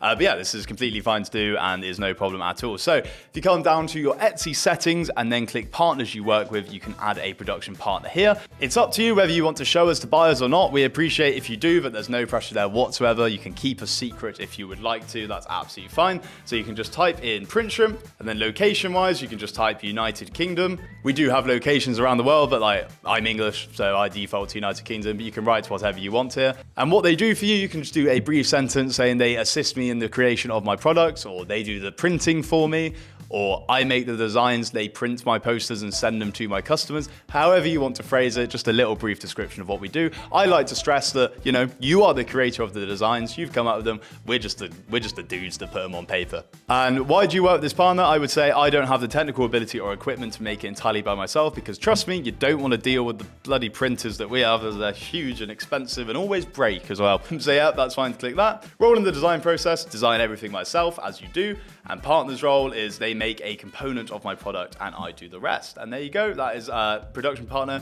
You're now all above board and able to work with PrintShrimp. Okay, you now have set up an Etsy shop. Congratulations, you're getting one step closer to selling posters through print on demand on Etsy. In the next video, we're going to go through how to actually upload your products that you have created and do so in a way that is good SEO. Once again, I'll give a quick shout out to our school community. If you have come from YouTube, it's a completely free to join place, filled with people selling posters and going through a similar journey as you now are. It's a great place to ask questions. It's a very active community. So yeah, check that out. As I said, all completely free, because we don't charge for knowledge at any point. All right, thanks for watching and see you in the next one. You could be selling the world's best product on Etsy. However, if you don't do your SEO correctly, no one's going to see it. SEO is the one thing you really need to smash and get correct. And also other things like placing your products in attractive mockups is just so important in building a successful Etsy shop. So today we're going to go through all of that. Going to tell you absolutely everything you need to know and everything you need to maximize to get your SEO correct. So what is SEO? Well, it is search engine optimization. You may have heard of it before in other contexts outside of Etsy, but it is essentially how your products get shown to customers. And it's a culmination of things like your titles, your descriptions, your tags, and also mockups on your listings. I'll be honest, uploading posters to Etsy can take a while if you do it manually. There's a lot that goes into it. For example, you need to find at least 3 to 5 mockups. Place your poster into each of these 3 to 5 mockups to show it off in different lights and angles. Then you need to upload those images, type out your title, type out your description, type out your tags. It can take a long time. Now, we over at PrintShrimp have built some software that completely automates this whole process. I'm not just going to sit here and completely shill that. I am going to take you through the manual process of uploading a product because I think it's important that you understand how to do so and each of the fields and everything that goes into it. But what I will say is that I do highly recommend checking out our software because I think you'll be bewildered if you compare the difference between uploading a poster manually versus using our software. So I do recommend coming onto PrintShrimp, connecting your Etsy shop, and then coming into our listing tools section and clicking bulk list product to Etsy. We do have to charge for the software because it costs us to put your images and mockups and upload to Etsy for you. But we give you 5 free credits every single month, which means that you can upload 5 posters completely free of charge. I would recommend coming onto PrintShrimp and trying that out shortly, just so you can see how the software kind of works, because it's really cool. But anyway, for now, I'm going to show you how you would upload posters manually to Etsy so you can understand the whole process. Even if you already know you want to use this software, I still recommend watching this section because it's important for you to understand all of the SEO fields and kind of what goes into it. So the first thing and one of the most important things is placing your posters into mockups. And in case you're unsure what that is, it is essentially presenting your posters in real life situations within customers' homes. So often placing them in frames and showing them in people's lounges or kitchens and things like that. These are very important because they are showcasing your product to customers and it is allowing them to visualize them within their home. So what makes a good mockup is something that's bright and light, something that's realistic and shows it in a relatable home, and something that really shows the poster up close. Don't select mockups that are very zoomed out and far away from the actual product. So how mockups work, they are normally Photoshop documents or files within Canva, where they essentially have a smart object layer. This means that you will have a frame, you'll be able to click a layer on Photoshop, it will open another window, you place your poster within that window, close it, come back out, your poster is now within that frame and looks nice and lovely.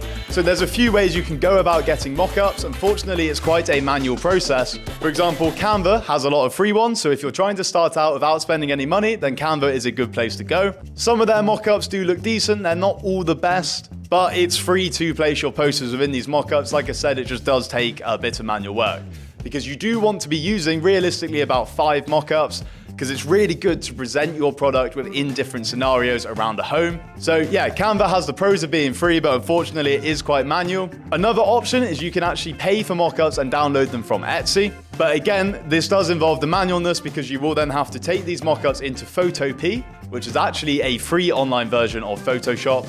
And yes, you can use this to place posters and mockups. So you can download a mockup through Etsy, for example, upload it to Photopea, and then again, click on that smart object layer and upload your poster. Again, bear in mind, make sure that if you are buying mockups on Etsy, then you buy ones that are A size to fit your designs that you have made, because some might be selling mockups as 24 by 36 inches, for example. This, unfortunately, is a manual process, as I said. However, this is something that our software solves, and it solves it really well. Because when you first come on to our bulk listing tool, you create a template, and in here we have a library of over 100 mockups for you to choose from that are all completely free to use. You can select up to 5 per listing, and then you can drag and drop as many posters as you want. It will place all of these posters into these mockups for you instantly. And then not only that, it will then fill out the rest of the SEO, like your titles, descriptions, and tags. So essentially, you'll be able to upload hundreds of posters instantly through this software, placing them all into mockups, doing all of the SEO,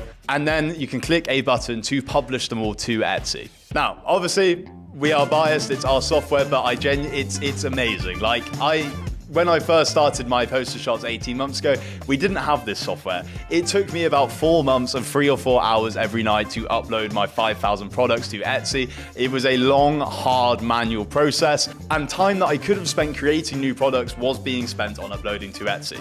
This software completely solves that, to be honest, and it's all in one. So yeah, check it out. We have many different tiers based on your usage, but it is an incredible tool and I do recommend it. I understand you might not want to spend any money up front at the start, but time is money, as they say, and this software really pays for itself because A, it's not very expensive, but B, again, one sale from a frame poster and you've paid for your monthly cost. And with this software, you can upload so many so quickly that you will be getting regular sales eventually, again, as long as you make good products. So yeah, anyway, that's my sales pitch. Let's now go through the rest of the SEO on Etsy, because I still think it's good for you to have an understanding of that, even if you do go the software route, which I really can't recommend enough. It's completely changed my life. But actually, I want you to understand the pain of manually uploading a poster and manually placing all of your posters into Mockups to then really appreciate how cool this software is and how much less painful Etsy is with this software. Okay, so we've put our posters into Mockups now. Another thing that we can upload is other listing images and also a listing video. So you might as well maximize everything that Etsy gives you. So uploading other listing images is a great way of doing this. You are allowed up to 20 on Etsy, which is definitely probably a bit excessive. We recommend using 5 mockups per listing and then filling out some other image squares with some information squares that you can create. So for example, on one of my shops, I often run a 20% off 3 or more posters sale, because it just encourages bigger orders, and I don't mind profiting less per item to profit more overall from a bigger sale. So you can create a graphic to explain this and to encourage customers to add 3 or more to their basket. I then have a listing square telling people that, if they want personalization, all they have to do is ask, and we can do things like change the text on the poster, add a GIF message, remove borders and stuff like that. I've then just uploaded my shop logo as another one. And then I have a listing square just demonstrating that all posters are sent in high protective packaging, just showing off a couple of designs and the quality of the paper. And then I have a listing square showing off the frames that we offer. We have created these for you guys to use. They are available within our software, and you can add them into your software template on there, or go into our school and they will be linked somewhere. But yeah, this just showcases the customers what kind of frames they will arrive in if they purchase a framed print, because you really want to be pushing for those frame sales because the profit margins are so high with them. Another cool thing to do is to create a listing video. These are a bit more complicated to set up than images, but it's fine to use the same one for all of your listings. You don't need to do one specific to each listing. That would be way too much workflow. So for example, mine is just a overview scan of loads of posters that I have on my shop. And I also take the opportunity to display some information, such as the fact that we use high quality 200 GSM plus poster paper. How I did this was I bought this from Etsy. It comes as a video template and will come with instructions as to how to use it. I then dragged it into Photopea and uploaded my images into it that way. You can also do similar things with Canva, but I would recommend spending I think this cost me £3 or £4 on Etsy, and then gave me a nice video to use across all of my listings, because Etsy really does push and promote listings that use video. In fact, they say here that they found that listings with video get twice as many orders as listings with just photos. So it does really help you stand out, and it's definitely worth doing. Again, through our software, you can create your video once, drag it into your template, and then that will be listed to all of your listings alongside all of your posters that will be put into mockups. Okay, so now I'm going to take you through one of my listings on my travel shop and show you what I've done for my SEO, what it kind of looks like, and all of the important fields that you need to be aware of. I'm going to show you 2 examples. One will be from my travel shop and my other will be from my art print shop for a more generic listing. So let's take a look at this Mount Fuji poster that I have here. So as you can see, I filled out my mock-ups and my listing squares. I should have 5 here. It's very naughty of me that I don't do as I say, not as I do. So for a category, what I basically do is I type print, and then that brings up wall decor, home and living, home decor, wall decor. I select that, and it is a physical item that is made to order. That is what you should fill out here. Once again, I won't shield the software too much, but this is all filled out for you and automatically done in bulk and listed to Etsy straight away through the software. So it is really cool. I'm only saying it so much because we're very proud of it. All right, so with your title here, I often say maximize everything Etsy gives you. As you can see, you can have up to 140 characters in this title, but I do not have that. That is because Etsy have recently made a change to their titles where they are now encouraging buyers to have shorter titles. So they actually now have a tool as well.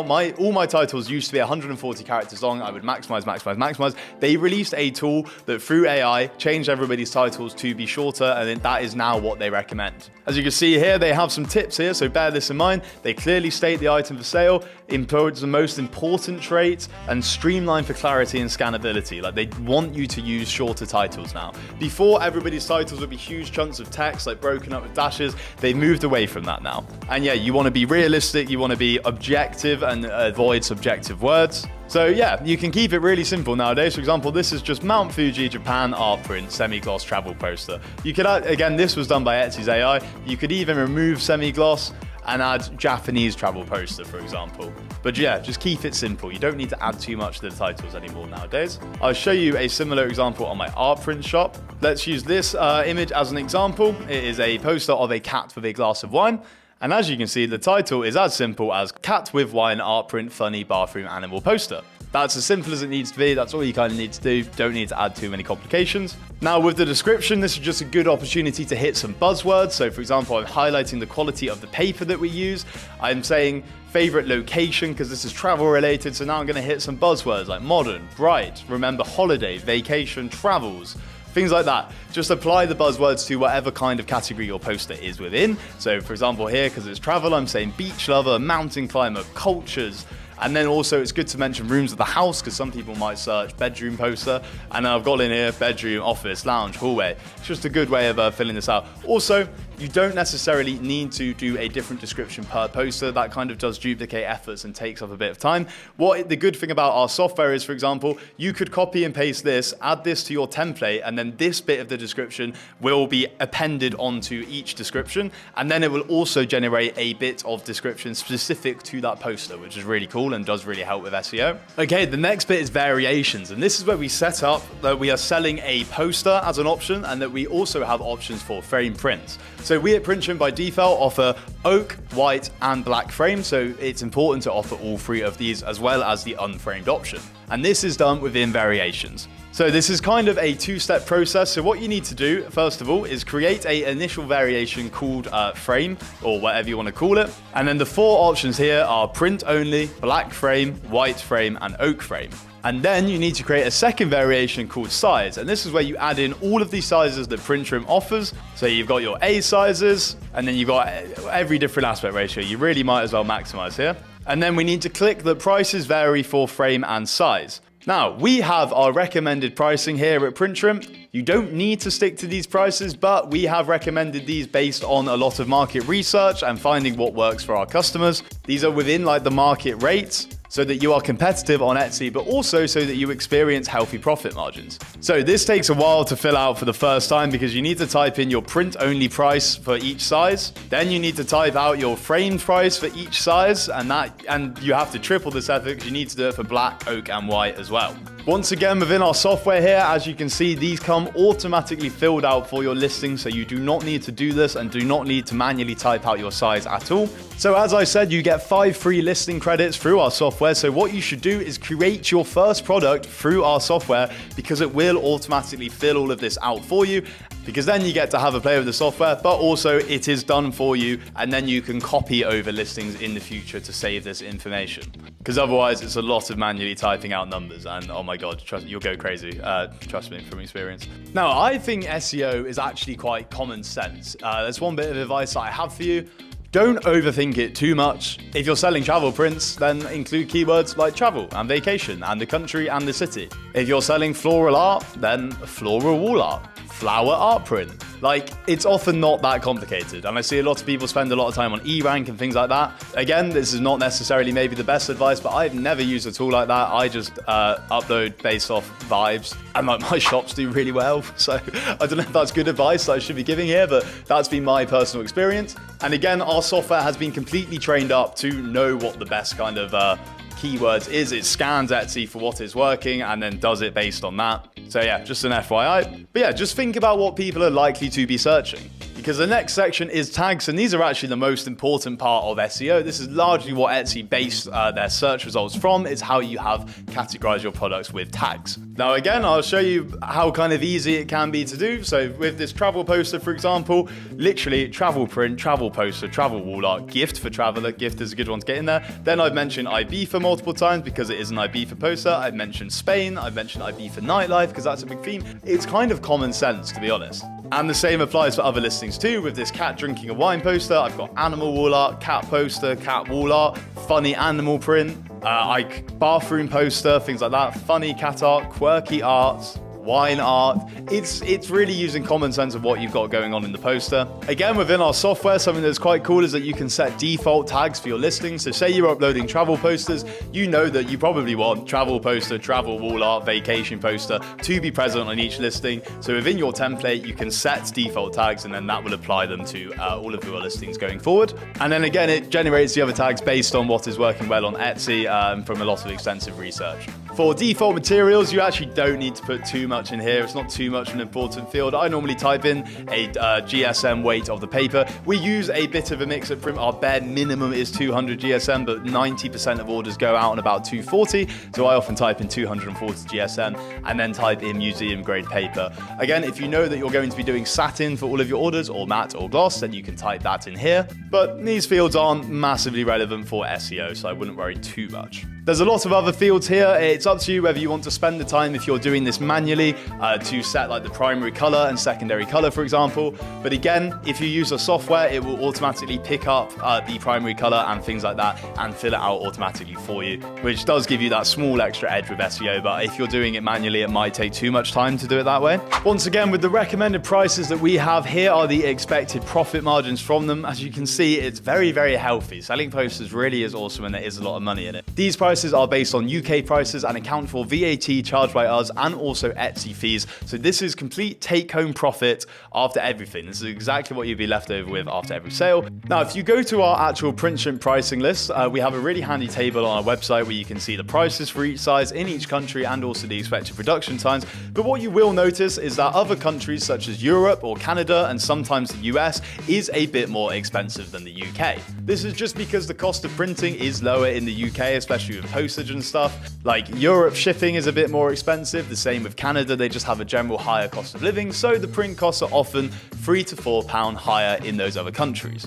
So Etsy's now made it so you can actually set a price in the United Kingdom, you can set a price in the United States, and you can set a price everywhere else, which is really, really handy. Now, I recommend you look at the difference in cost on your own end for this, but my recommendation anyway is to set the US at £2 higher, and then everywhere else at £4 higher. Again, this is up to you, but this accounts for the differences. The US has a bigger variation from England for the small sizes, but then as soon as you go up to like the 24 by 36s and the 12 by 18s, they're actually pretty similar priced. So £2 is a nice middle ground for the US, and then Europe and Canada, you will normally find £4 differences between printing costs. This is just a nice way of offsetting the differences in printing, and it means that your profits across the board are pretty close to these profit margins displayed on our PrintShrimp recommended prices sheet. Again, if you're setting global and domestic pricing within the Etsy listing, it's quite annoying because you do have to fill it out all manually once yourself. And then once you do this once, you can copy it across between listings. But again, with our software, you can just upload all to Etsy and then select them in bulk and then edit the prices there. You can come in, select whichever ones you've uploaded from our software, edit the prices for US buyers, and then edit prices for buyers everywhere else just by increasing it by a fixed amount. You have to do it afterwards in Etsy rather than doing it through our software just because of the way the Etsy API is set up with global and domestic pricing, but it's very easy to do so in bulk. Then you have your quantity field. You can put whatever you want for this really because it's print on demand, so we technically have an unlimited quantity of all of our products. I put 999 on some of my listings, on others I put 99. It doesn't matter too much. Then you need to fill out your SKU. For those of you that don't know what this is a stock keeping unit, and it is basically just what the file is referred to as within Etsy's system. Now these are important for PrintShrimp. With our integration, this is how we know which file to send to for which order. So you don't need to overcomplicate this. Basically, what I would recommend is setting your SKU for your poster within Etsy as the file name of your poster on your computer. This means that when you upload your posters to PrintShrimp, you can do so through bulk upload.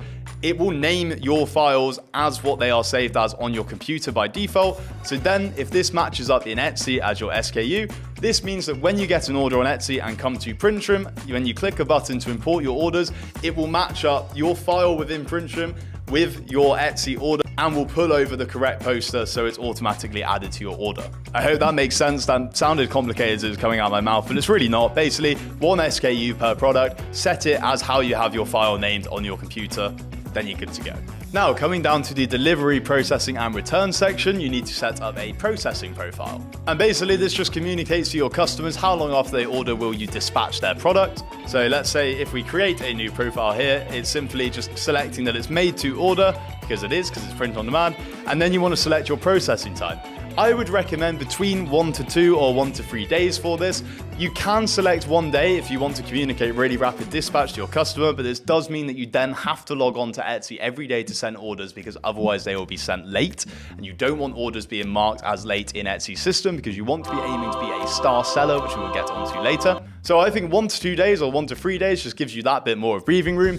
I used to have mine set as 1 day, but then moved it down to 1 to 3, and I will tell you now, I've actually not seen a drop off in orders at all. So I think it is fine and better to do 1 to 2 or 1 to 3 days, to be honest. Also, you can see here, it says underneath, see your shop's order processing schedule. This is something very important to set, because you want to set up your working days correctly.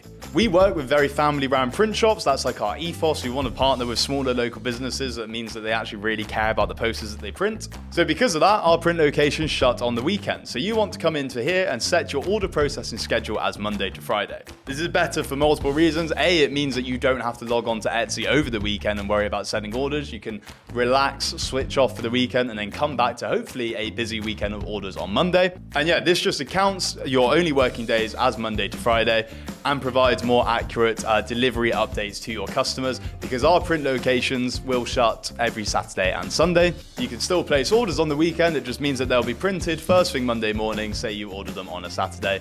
So it's nice to have this plugged into the system on Etsy's side as well. So that's the processing profile. It's easy as that. And then delivery profile as well is something you need to set up for all of your listings. You can just call this PrintShrimp if you would like to. And then for a postcode, you can either put your own postcode. We have our office postcode here, so feel free to use that if you would like to. And now delivery profiles is a very important section. This is where we set up for our print on demand model and ensure that we are providing free shipping for our customers worldwide as much as possible. Because bear in mind, we've accounted for the difference in printing shop through doing global and domestic pricing.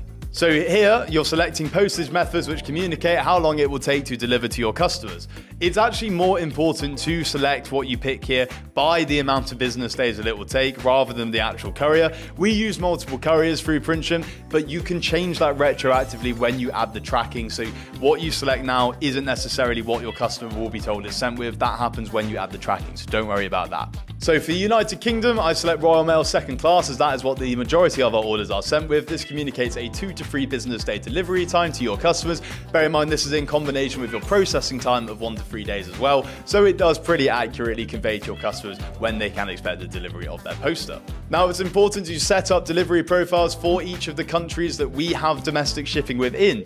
You can see this by coming to the pricing table on our website. Our main countries are England, Australia, America, Canada, and then quite a few throughout Europe. We have a couple different European zones. So we have our EU1, EU2, and then also France, Spain, and Germany are also cheaper and have their own independent prices, because we will always pass on savings to you guys when we can. So I'd recommend providing free delivery to United Kingdom, to Australia, to America, to Canada, and to all the countries in EU1 and EU2, because we have made up the difference by doing global and domestic pricing.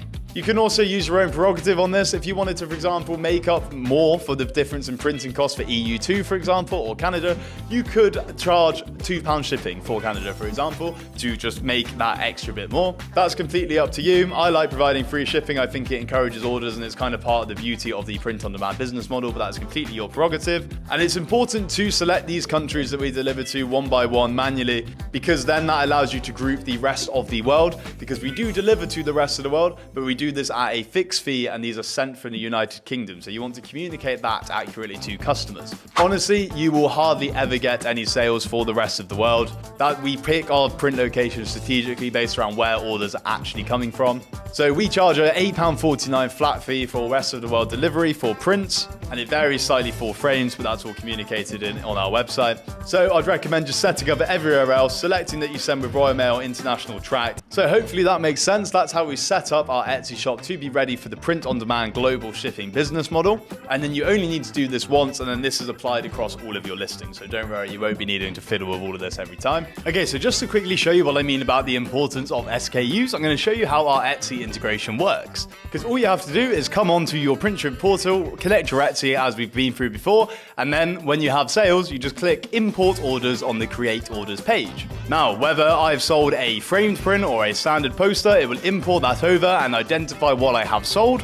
It will import the customer's address, the customer's name, and as you can see, when I have my SKUs correctly set up, as in one SKU per product that matches the file name on my computer that I uploaded to PrintShrimp, it has the order image attached to the order. It's automatically picked this up, and this is fully ready to be shipped out as a poster as soon as I pay for my orders. I've done one here as an example where the SKU on Etsy is different to the file name in PrintShrimp. As you can see, it has all of the order details here, it just hasn't added the image. So all I would need to do is upload my poster, and like this, it'd be very easy to do, but just showing the importance of making sure your SKUs match and also uploading your images to PrintShrimp beforehand, just so that when you click import orders, they all appear there. But that's how easy it is to send orders of PrintShrimp. These will automatically now get sent out to my customers wherever they are in the world, which is very cool. Just a quick note about listing multiple products at the same time. If you're doing this within Etsy, then it's actually a lot easier to copy a listing each time rather than start from scratch.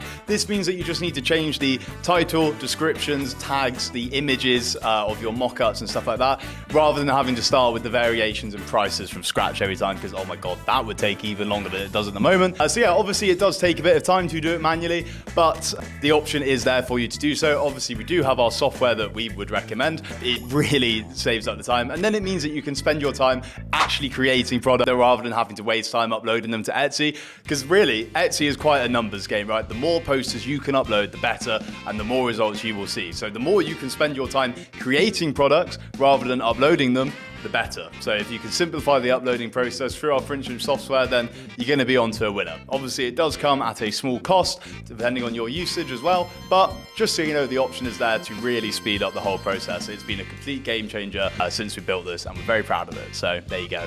One other thing that you might want to bear in mind, and I'll show you some examples of, is offering bundles on Etsy. So you could actually, for example, sell sets of 2 or 3 or 4 or 5 or an infinite amount of posters. You can do this just by finding a mockup that displays, for example, 3 posters, and then just set up the listing to account for the fact that it's 3 posters in one. So you can just times your price for each size by 3. This is a great way of just encouraging slightly bigger value orders. It's not something you have to do. It depends on what posters you're selling and if they work as bundles, but just something to think about. You could even do up to sets of 10, if you wanted to. Just make sure you price your products accordingly and make sure it makes sense. But yeah, that's maybe something to consider. I'd have it on my art shop here, and a lot of these do sell, and then it's just that much of a bigger high value order every time, especially with frames. Before you know it, if you sell a bundle of 3 of frames, you've made £150 in one order, which is absolutely crazy. But that is the beauty of selling framed art prints through PrintShrimp. The profit margins, awesome. Okay, so hopefully that is a very nice and clear overview of how to upload your products to Etsy. I really do implore you to go have a play with our software. Like I said, you get to upload 5 listings completely free of charge every month. I think you'll find our Mockup library has an amazing selection and saves you from doing that yourself. You also can upload your own mockups to our software if you would so like to, if you found some you like for sale on Etsy or something like that. It really, really does simplify the whole thing and ensures that you get your SEO correct. But please do bear in mind, if you don't want to pay for the software, still do this manually. Like, it takes a bit longer, but it's still so worth it. All of my shops that I built up, believe it or not, I uploaded 5,000 posters manually before we built our software. I really wish we had our software at the time because it would have saved me months of work, but that's it. We have it now, so there we go. Once again, I just want to quickly shout out our school community. If you are watching this on YouTube, then please do look at our PrintShrimp School. It's a completely free to join community. We have loads of people asking questions and learning from each other every day. Everybody is in the same boat and is pursuing building a Etsy poster shop. It's awesome, and all of this video and more is on there. So yeah, check it out. Feel free to ask any questions to the community and everything like that. And yeah, thank you for watching. In the next video, we'll go over the day-to-day running of an Etsy shop and everything you need to know on that front. And yeah, catch you in the next one. Print on demand is basically as close as you can get to passive income. However, it would be a lie to say that it is completely passive. There are some day-to-day things that you should do when running and owning an Etsy shop, and we're going to go through them in today's video. Because there's some things that you should be aware of. For example, Etsy advertising. Is that worth it? Should you run sales and discounts? How do you respond to customer messages? How do you achieve Etsy star seller? There's quite a lot to think about when it comes to running an Etsy shop, and there's a lot of things that you can do to really maximize your sales. So we're going to go through all of that today, and first of all, we're going to talk about Etsy ads, because I think they are a very big benefit of selling on Etsy. However, it's not often clear whether they're a good idea, what kind of budget you should set, and things like that. I'm always a very big advocate for Etsy because it does make advertising so simple. All you literally need to do is click a button, agree to give Etsy a certain amount of money every day, and then they will start to promote your products. This is a completely different kettle of fish from advertising on Shopify, for example, where you would need to set up meta adverts and things like that. So Etsy advertising is very easy, but should you do it, and is it worth it, and how does it kind of work? First of all, whether you should turn on Etsy ads kind of depends how risk prone you are, how much money you have to throw at selling on Etsy, because it is really personal preference. We've actually seen a lot of people succeed in our school without advertising and have seen organic sales. What you really need to be aware of is your return on advertising spend. Bear in mind, the profit margins from print on demand through posters is often about 50%. Not for every size, but that's kind of what it averages out to. So really, your return on advertising spend needs to be over 2 for Etsy ads to be worth it. So for example, on one of my shops, I have a return on advertising spend of 2.77. That means I have spent $900 this year. That has got me a revenue of $2,500. Now that means that basically I've profited $1,200 from spending $900 on ads. So these ads have brought me an extra $300 to $400 that I otherwise would not have. Now that makes sense, and you know, the maths checks out on that, but you might often find that your return on advertising spend could be lower than 2, in which case it probably would not be worth spending on Etsy ads because you are technically losing money. However, not to further complicate, but there are other things to bear in mind. For example, these statistics here only track when people directly buy after coming from an advert. I don't think these stats tell the whole picture, because I'm pretty sure a lot of buyers will come across an advertised item, will favorite it and save it for later, then come back and purchase, which is then not tracked as a purchase from an advert. So I think it doesn't tell the whole story. I think ads do lead to other sales more longer term from return customers. But that's hard to track, and you know, there's no numbers or stats to look at for that, so that is something to bear in mind. So for example, on one of my shops, I spend $10 a day on ads. This is about $300 a month, which is about £220. And this shop generates me £1,500 take-home profit most months. So I am more than happy spending that £220 to get to that £1,500 point. Who knows? Maybe without adverts, I would be at a similar level of sales. I'm not sure. However, I like the money that this shop is bringing me, so I'm not going to mess with that.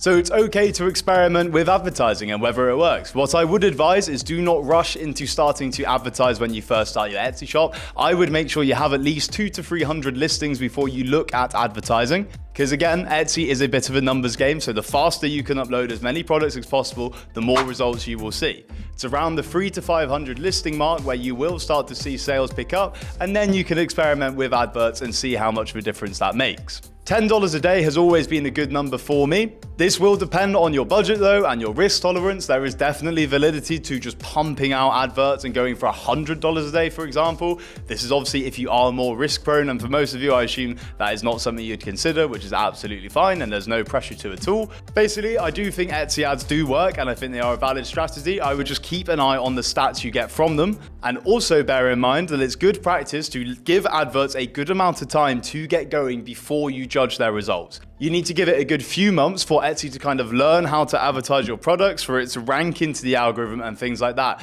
You might find if you turn off your ads too quickly, you will lose a lot of progress that you have just built up. So that's something to bear in mind. Also, Etsy have recently made some changes. They used to allow you to pick a advertising goal, where it would either prioritize showing off as many of your products as possible, or it would prioritize being more selective and only showing the products that it thinks has a chance of selling. This has now changed, and you now cannot change your advertising strategy until you advertise $25 a day.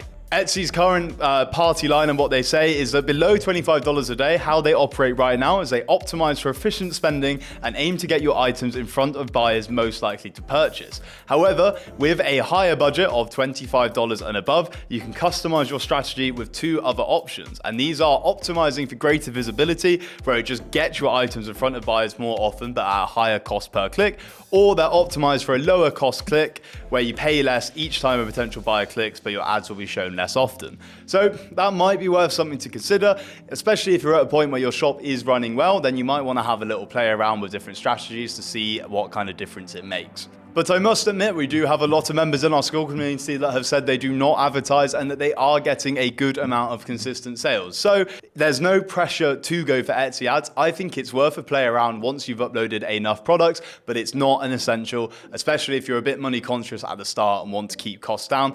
I would argue that you are better off investing the money that you could spend on ads to our software, because the ability to pump out as many listings as you can is far, far more valuable than promoting those products, because Etsy is a numbers game, and the more products you have uploaded, the more chances of those being seen you will have anyway. Because Etsy kind of operates on an 80-20 rule, which is often very true for e-commerce in general. And what this means is that 80% of your sales will come from 20% of your products. That might sound counterintuitive, but that's often the case. I have 3,000 listings on my travel shop. I'm sure I've only sold 500 of them individually. But without those 3,000 there to attract buyers to my shop, that 20% that does the more regular sales would not have had the same chance to be discovered. So it really, really is a numbers game. You can see it from my free shops. The order of success of my shops. My number one is my travel print shop with 3,300 listings. That's had 3,200 sales. My second most successful shop has got 1,600 listings, which has had 1,700 sales.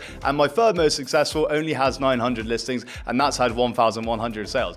If anything, to almost a weird degree, the amount of sales I've had directly correlates to the amount of listings that I have on that shop. Really, you should prioritize your money going towards stuff that will allow you to upload as many posters as you possibly can to Etsy, and our software, just saying, is a great way of doing that. So do consider that, maybe instead of Etsy ads. I will say as well, Etsy is actually a very good platform for kind of like snowball effects. You will find that if you see your products start to do well, it's very good at continuously promoting these products and putting them in front of buyers.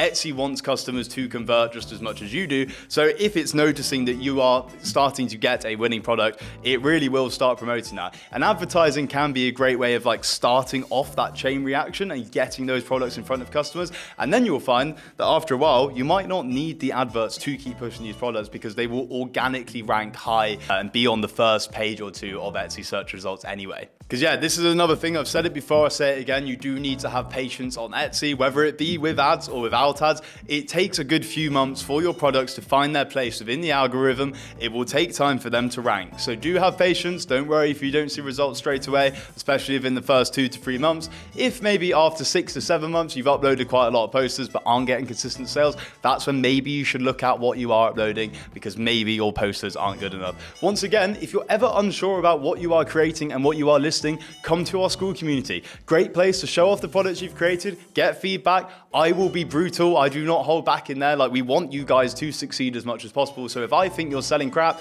I will tell you that. So it's a great place to get feedback. I'm not that harsh. I'm nice about it. Don't worry. I'm just saying, yeah, they like, Give your shop time to warm up, but if it has been 6 to 7 months and you're not seeing results, that's a bit of a red flag, and then you should really have a think about what you are selling. So also within the marketing tab, as you can see, there is an opportunity to run some sales and discounts. And I think these are a great way to encourage purchases and definitely worth turning on. So let me go through what I have on my shop and I'll show you some statistics for that. So basically, Etsy recommends a few different sales that you can run, / a few different discount codes that you can have active. And I would encourage you to make all of these active. So for example, you can set it up so anyone who has left an item of yours in their basket and not checked out will receive an email with a set percentage discount. I do 10% on my shops, just a nice sort of 10% off, just to encourage purchase. You could stretch this to 20 though, definitely validity in that. It's up to you, depending on how much you want to offer off. But yeah, definitely worth turning on the abandoned basket discount. A thank you offer as well. Anyone who buys from your shop will then receive an email with a future discount for a future order. That might be worth doing higher than 10%. You can maybe set that at 20 or even 30% to encourage repeat purchases, because you do get a decent amount of repeat customers. Etsy flags them whenever they do. They'll have a little star next to them, and yeah, it's worth offering that just to really encourage them to come back. And then also a favorited item offer. So a lot of buyers on Etsy will obviously run through Etsy and hit favorite to add to their list and come back to. If you're then prompting them with a follow-up email for a further 10% off, that can really help conversion. So I would say it's definitely worth turning all of these things on. You might as well. It's better to lose 10% revenue and get a sale that you otherwise wouldn't have than not get a sale at all. So yeah, they're worth turning on for all, I would say. Another good thing you can do is run a sale. I like to offer a buy 3 items, get 20% off sale on my shop. Our profit margins from our recommended pricing has enough wiggle room for you to lose 20% of the profit. You could even do 10 or 15% if you didn't want to go all the way up to 20, but it's a great way of encouraging higher value orders. As we mentioned earlier with the bundles, it's just a great way of getting high ticket sales. It does help people convert, so like 20% could be a decent discount, especially for people buying frames and stuff. So yeah, that's definitely worth looking at. You will still have a good profit margin per item. It just encourages bigger orders. So it's definitely something worth thinking about and something I would recommend turning on.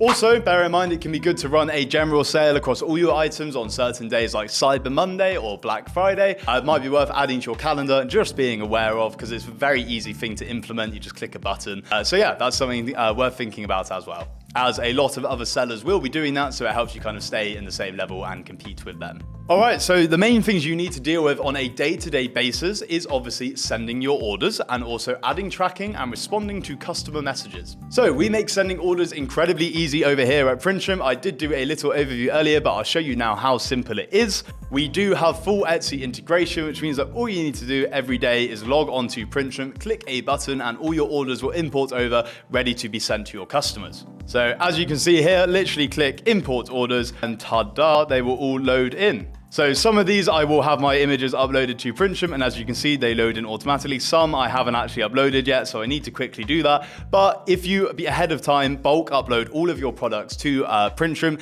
then it will automatically port over all of your posters. Sometimes, as we said before, you will have to redesign to a different aspect ratio, so you might have to quickly go and do that on Photoshop or Canva or wherever you want to do it on, and then just upload it to PrintShrimp.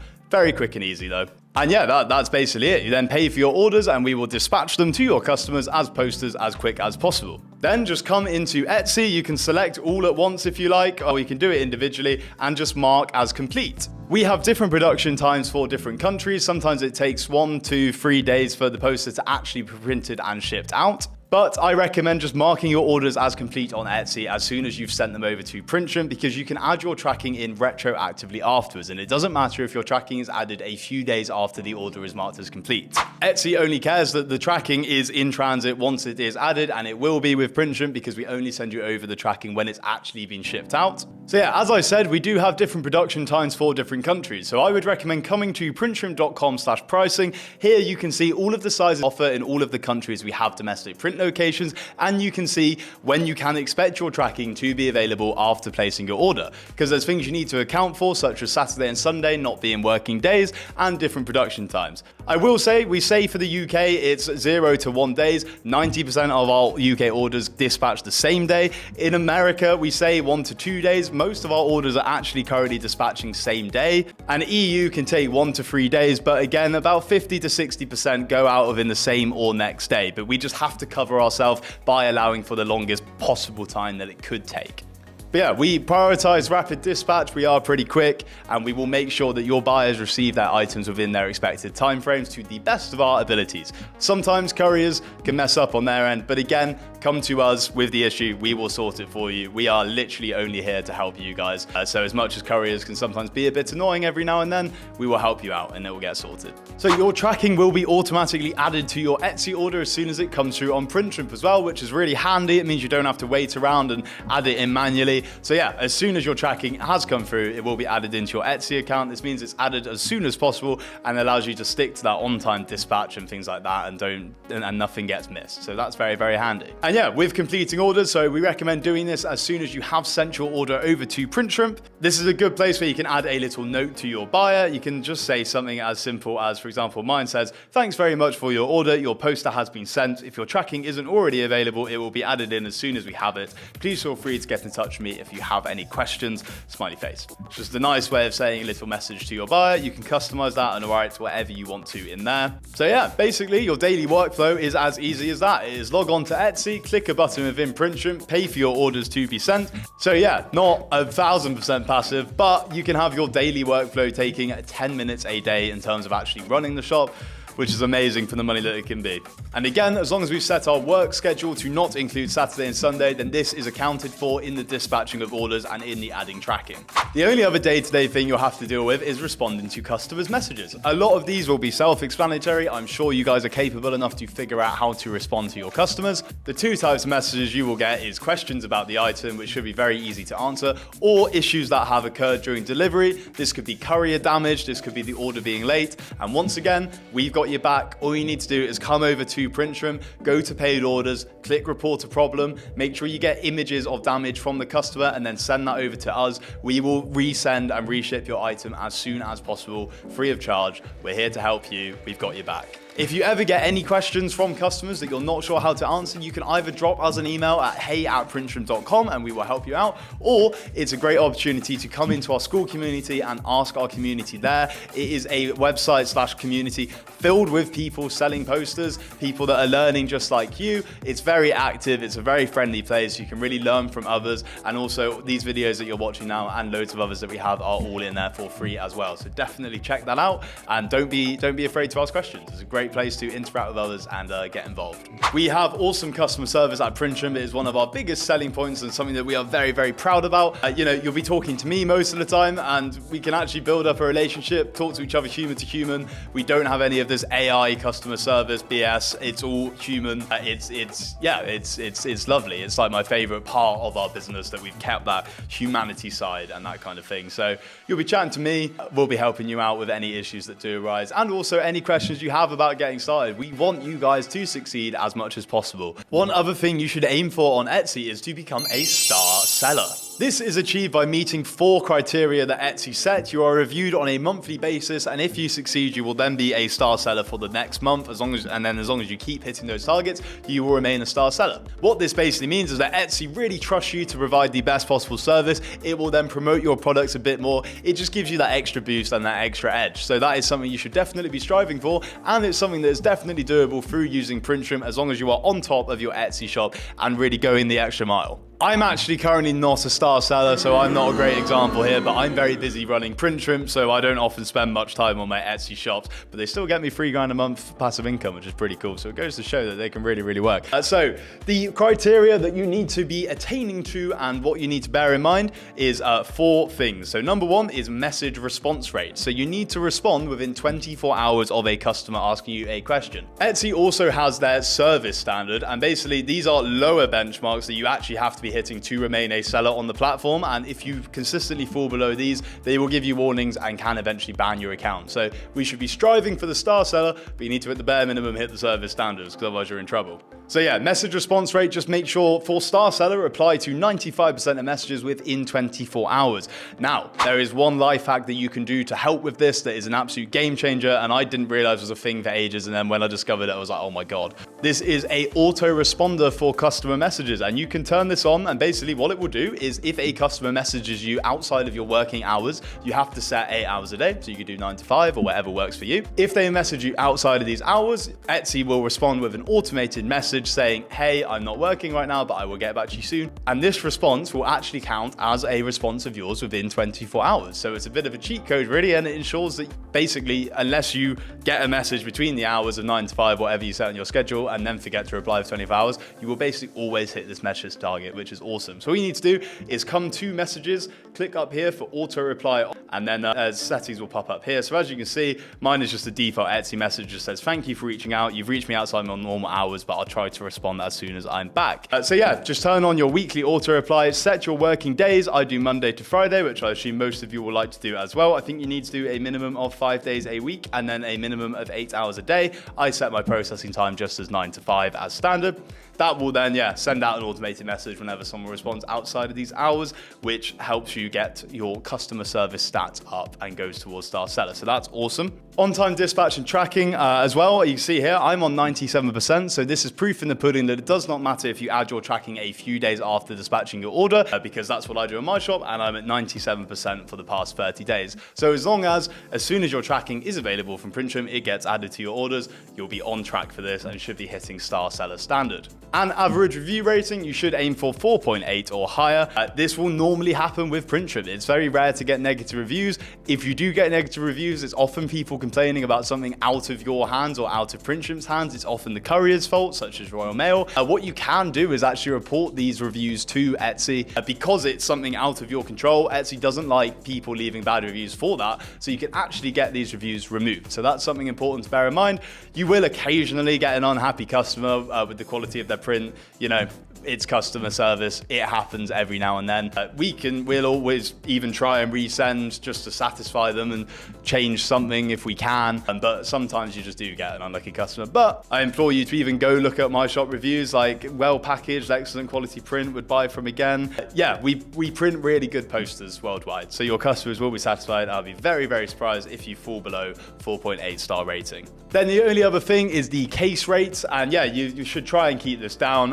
It will naturally be low. It's very rare for the need for a case to arrive, but this links back to the Etsy seller protection that I said before. This often just applies that if a customer has provided you the wrong address, then you can ask them to open a case. If an order issue out of your control has arisen, basically, say like an order's been marked as delivered, but the customer's adamant they haven't received it, then I would recommend you ask the customer to open a case because it's very rare that this will happen more than like once or twice a month. So it would be very, very unlucky for you to go over the star seller limit here because cases are pretty rare and you do want to be able to benefit from Etsy seller protection. So maybe keep an eye on it. If you know you've had a few cases in a month, then this is how you can be hitting star seller. It's definitely something you should strive for, but I think you'll normally find if you're on top of your Etsy shop, if you're logging in every day, if you're good at responding to customers and sending orders on time, then I think you'll naturally hit it anyway. But it does give you that extra boost in the algorithm and does push your shop that little bit further than the rest. So it's definitely worth trying to strive for this. Another thing you should aim to be doing is just be regularly uploading products. Etsy loves active sellers. Etsy wants people selling on their platform who are consistently providing new products to their market.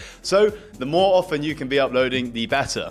Once again, I won't plug it too hard, but we do have amazing software for this that automates the uploading of products and can take your workflow from being 5 minutes per product to 100 products uploaded in 5 minutes. It makes a huge, huge difference, and it really allows you to get that volume up that is so, so important on Etsy. So it's not like you need to upload a new product every day. Don't worry about that. But if you can on a weekly basis be uploading new posters, then that's amazing. As I said, it's a numbers game on Etsy. The more you can get up, the better. So keep uploading, stay active. Etsy likes that and you will be rewarded for it. A question we get asked a lot of the time, because a lot of people will set up one successful shop and be hungry for more, is can I set up another shop? And yes, you can. Now, we do recommend this longer term. I will say I would much prefer you guys focus on one shop, get it to a good point, upload a lot of listings and really have the concept nailed in and be at a point of getting regular, consistent sales before you look at opening another one. But once you are at that point, then yes, you can actually have as many shops as you wanted in your name. It can be with the same identity, it can be with the same bank account. It's very easy to set up multiple. Just ensure they're different niches, basically. And that's, as we said on the first video, it's good to kind of have a set niche for a shop. So I would definitely recommend building up your first shop first and getting that to a level of consistent sales. However, now with our automated Etsy listing software, it has never been easier to create a shop and to list products quickly to Etsy. For example, in the meantime, when you're building up your first shop, you can start looking at creating products for your second store. And now with our software, you can basically instantly upload all of these products you've created as soon as you start an Etsy shop. It's kind of insane and a little bit scary what this software unlocks and the power it has. For example, it took me about 6 months of 3 or 4 hours a day to build up my free Etsy shops of consistent graft, just sitting there uploading to Etsy. I think I watched the whole of Game of Thrones, I watched the whole of Good Girls, I watched a lot of series in the background as I was just sat there copy and pasting listings to upload my 6,000 posters to Etsy. What's insane is that now with our new software, that would have taken me an hour, minutes. It's honestly insane. So yeah, just something to bear in mind, but yeah, I do recommend multiple shops. I think you might as well. Like I said, get your grips with one, but I have 3 for a reason. I have one that is focusing on travel prints, I have another that is focusing on general art prints, and I have another that is focusing on food posters and dogs and cats, which is a bit random, but it works. But yes, it definitely makes sense to have one niche for one shop, just in terms of the customer journey, as I mentioned earlier, and also the Etsy algorithm is much better at ranking your products if it knows that they're in one kind of niche. Also, it helps with the branding and things like that. So yes, definitely do look at expanding to other Etsy shops. And that brings me on to the next section, which is advertising outside of Etsy and also moving past Etsy and expanding onwards. Because yes, we recommend Etsy as a starting platform, but there are so many other options that you guys have as to marketplaces where you can sell posters. Shopify and eBay are the big ones that come to mind, but there's also options such as Amazon, lots of other platforms. We do recommend Etsy at the start just because of how easy it is, and it's the perfect introduction to e-commerce. But we will have lots of videos coming soon about how you can move over to Shopify to create your own websites and to also list on platforms like eBay. So focus for now on building up your Etsy shop and then potentially looking at starting some other Etsy shops. But when you're at a point of regular sales, we will have other videos ready talking through how you can set up Shopify websites and things like that. Also, I'm sure a lot of your minds go to, should I advertise outside of Etsy? I would say this is definitely something worth exploring. But again, at the start, spend your time creating products and uploading as many as you can to your Etsy shop. It is a numbers game. You really should be aiming for 500 to 1,000 plus here to see consistent results. But social media advertising definitely can work. There is no harm in creating a TikTok account. For example, TikTok slideshows can work quite well. So don't feel like that's something you can't explore. I would just say at the start, spend your time creating and uploading products because that is where the value will come from. But I have seen many successful examples of people advertising posters on TikTok and channeling traffic to their Etsy shops. TikTok Shop is also another thing that we will have a video on coming soon, because that can be another great platform for selling posters online. That is the great thing about selling posters. We can sell them anywhere. So yeah, Etsy, best place to start. Please do focus on that for now. There is a reason why we recommend it, but we will have a lot of content coming soon on how you can expand onto other platforms. Another thing you can do when running your Etsy shop is to try and get as many reviews as possible. Reviews do really help, but if you don't see yourself getting too many, then don't panic. For some reason, the average review rate on Etsy is about 10% of sales in my experience. For example, I've had 3,200 sales on my travel print shop and only 285 reviews, and I've had 1,700 sales on my art print shop with 233 reviews. So as you can see, it varies a little bit either side, but I would say it normally averages out to about 10%. So don't panic if you are around that rate or even a little bit less. One thing you can do is message customers a week or two after they've ordered to ask if they would like to leave a review. This is up to you whether you want to do that. It's not something I've ever done myself, but reviews do go a long way. So if you want to put the effort in on this, then it might be worth looking at. Okay guys, so that is everything you need to know about the day-to-day running of an Etsy shop and how to keep your shop as successful as possible. As much as this is passive income, and my workday for my shops is genuinely about 10 minutes a day, it is important to stay on top of things and to be active on Etsy, making sure we're replying to customers, dispatching orders on time. Things like this really do make a difference, especially when it comes to getting Star Seller, which can give your sales a big boost. So yes, this basically is passive income, but like anything in life, nothing is ever truly passive, and never believe anyone online that tells you something is. In the next video, we're going to go over using PrintShrimp and everything you need to know about us and the platform.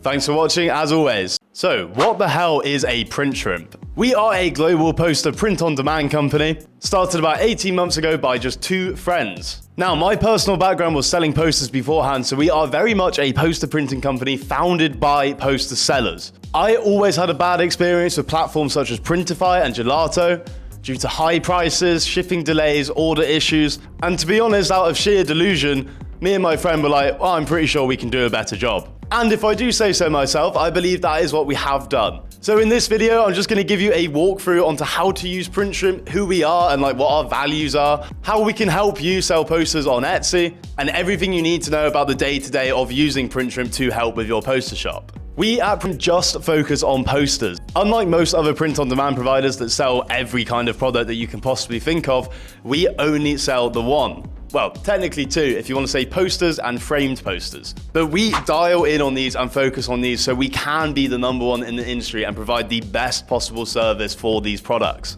And I believe that is what we have done. Not to toot my own horn, of course I'm biased, but focusing just on posters has allowed us to have an amazing offering, and we're often able to print posters at a much lower price compared to our competition. This is largely because we are a small and nimble team, and some of our sizes are up to 50% cheaper than the competition, as in Gelato and Printify.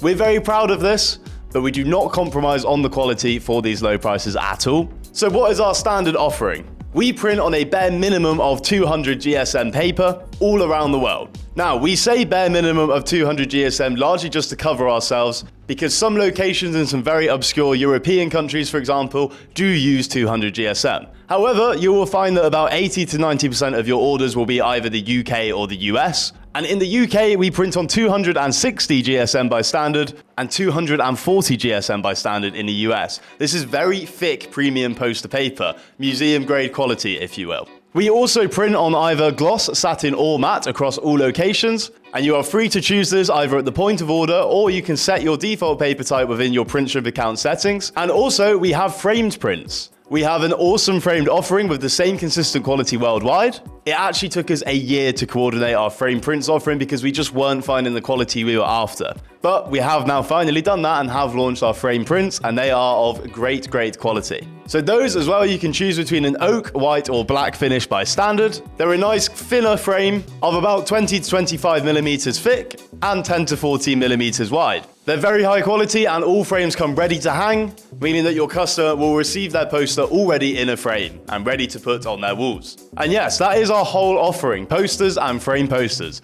But we have done this intentionally, like I said, so we can really focus on these products and ensure your customers are leaving you guys 5-star reviews every single time. Now, once again, I want to touch on the profit margins that you guys can expect to see when using PrintShrimp.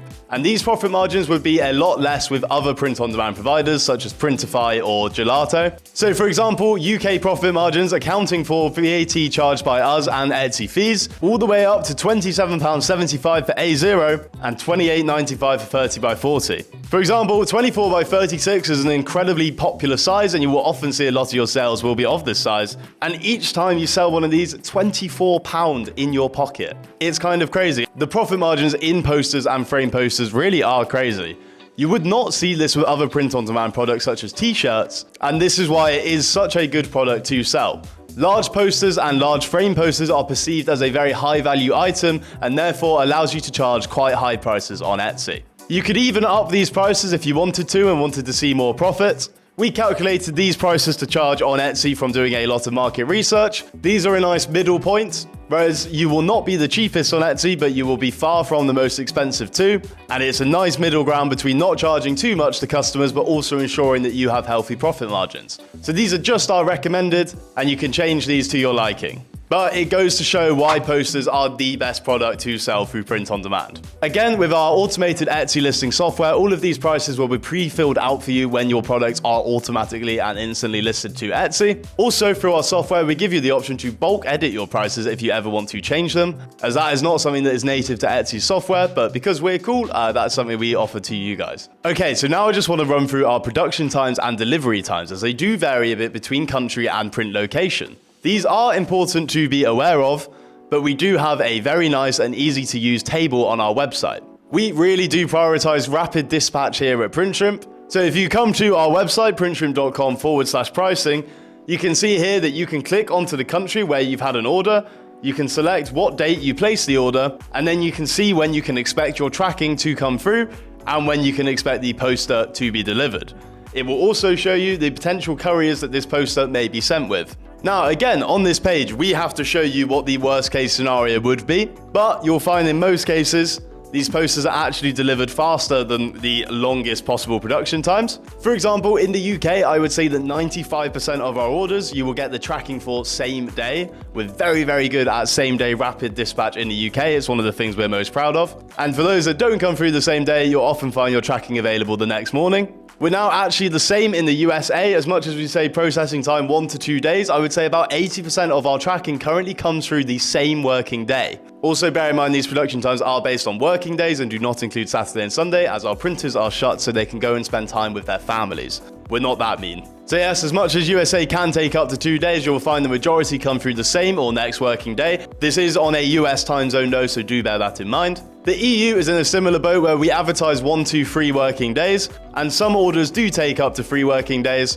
but the majority will go out either the next day or 2 working days later. We have multiple print locations throughout the EU, so whilst your poster might not always be printed in the exact same country, for example, if someone orders a poster in Macedonia, we don't have a printer in Macedonia, but we will print from a neighboring EU country to minimize postal times and postal costs and also fuel emissions. We also have print locations in Australia and Canada with very rapid dispatch times where you can normally expect your tracking the next working day. Now, for the rest of the world, as we went through before, we recommend charging your customers this £8.49 shipping cost because these orders are printed in the UK and then sent internationally. We only really focus on the countries where you will actually be receiving orders, so we do have the option there for you guys, of course, to ensure that you can fulfill orders to any country, but you will find that getting a sale for a rest of our country is very, very rare. But these will also be dispatched the same working day because they are being printed and shipped from the UK. We are very selective with who we partner with in terms of print shops, and the high majority of our locations are smaller, independent, family-run locations.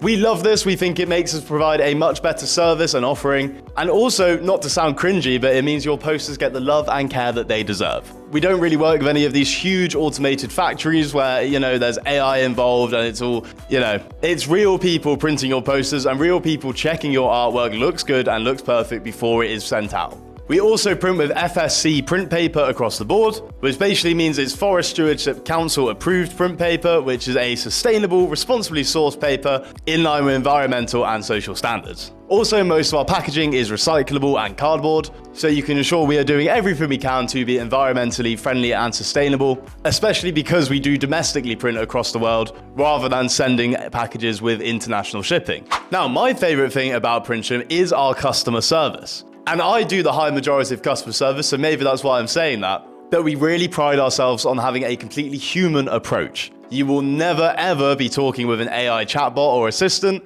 It will always be me or someone similar, and you will build up a really good relationship with us. I have great relationships with most of our customers just from chatting to them day to day about how their shops are going and helping with any delivery issues and things like that. You will always talk to a human. You can always ask us questions about anything, and we will always get back to you the same working day. Yeah, it's one of the things we're most proud of and are committed to never changing as we grow and scale. I spend a lot of my time in Bali, and I've actually met quite a few customers that have been in Bali at the same time and said, hey, let's meet up. And that's been so cool. Ended up with some friends from it. So that is the kind of customer service we genuinely reach for and aim for. We are humans at the end of the day. You don't need to talk to us like we're a formal business.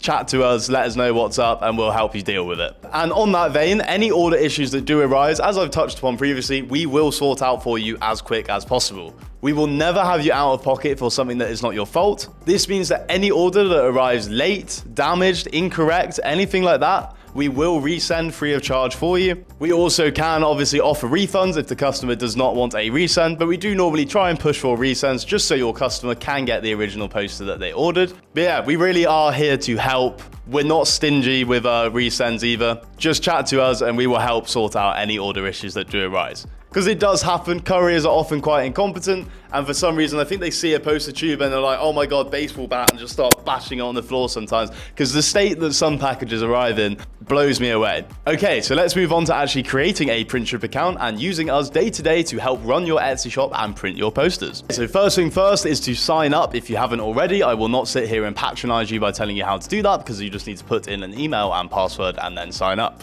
So this will bring you to your dashboard where we say hello and welcome you. There's some news pop-ups and things like that. You can see some statistics as in the total prints you put through PrintShrimp in total and in the last 30 days. And this is us. The first thing I would recommend doing is connecting your Etsy shop to PrintShrimp.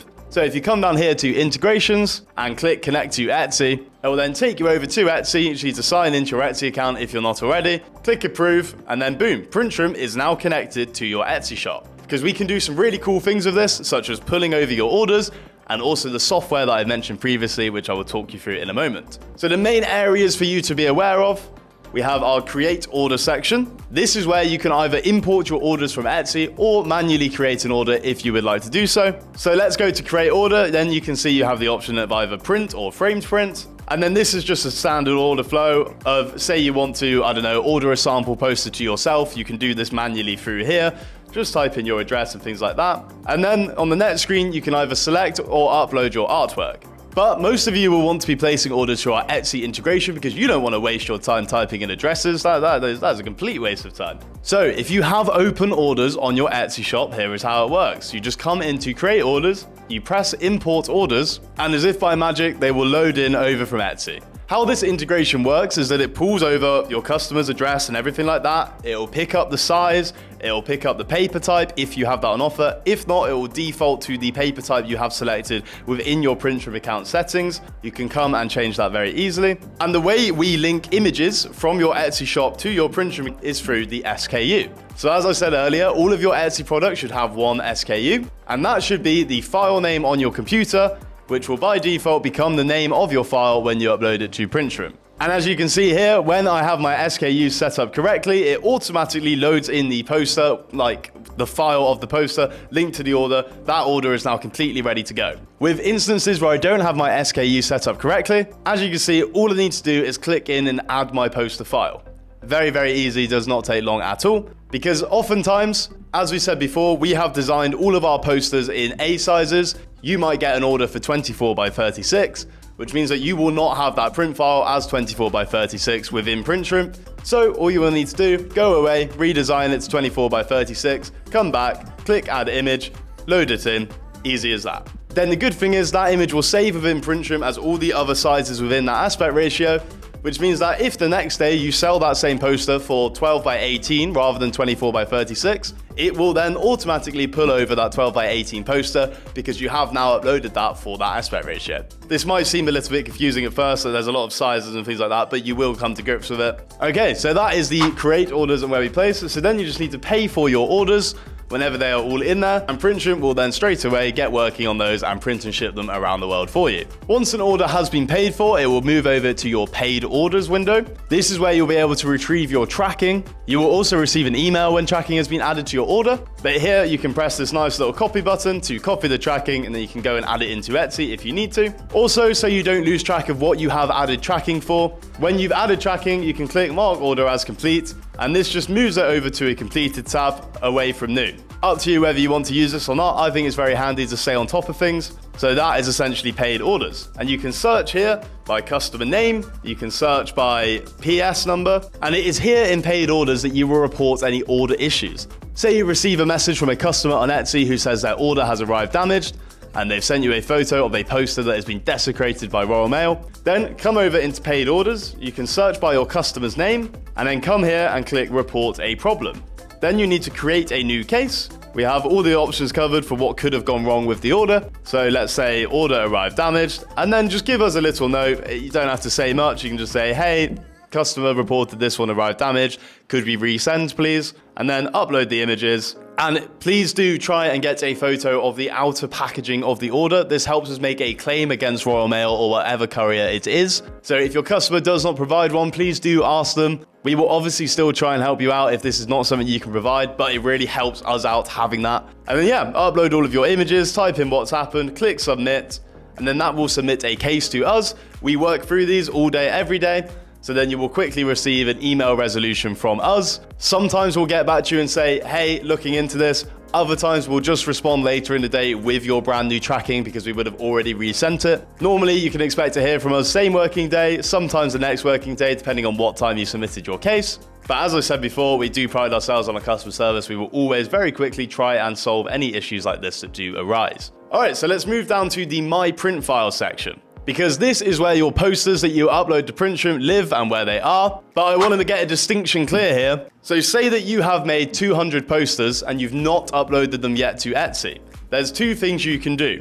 You can come into PrintShrimp, you can upload your files just so they sit and live on PrintShrimp, and then you can go and separately upload your posters yourself manually to Etsy. So this bulk upload here in my product is just to get your files within PrintShrimp system. For bulk, we only accept A sizes, but that is how you should be designing your posters anyway. You literally just drag and drop all of your posters and it will upload them to PrintShrimp. And again, we will take the file name as your PrintShrimp SKU. So that is why I say make sure your Etsy SKU is the same as the file name on your computer, because if you then bulk upload your products to PrintShrimp through bulk upload, your PrintShrimp SKUs will be those file names. I hope that makes sense. So this section is just so you can store your posters within PrintShrimp system. It means that when you get a sale and you import it over through Etsy integration, we have your poster within our system and we can port over that poster file and match it to the order. But there is of course the other way of doing it, which we obviously recommend, which is through the software that we have built.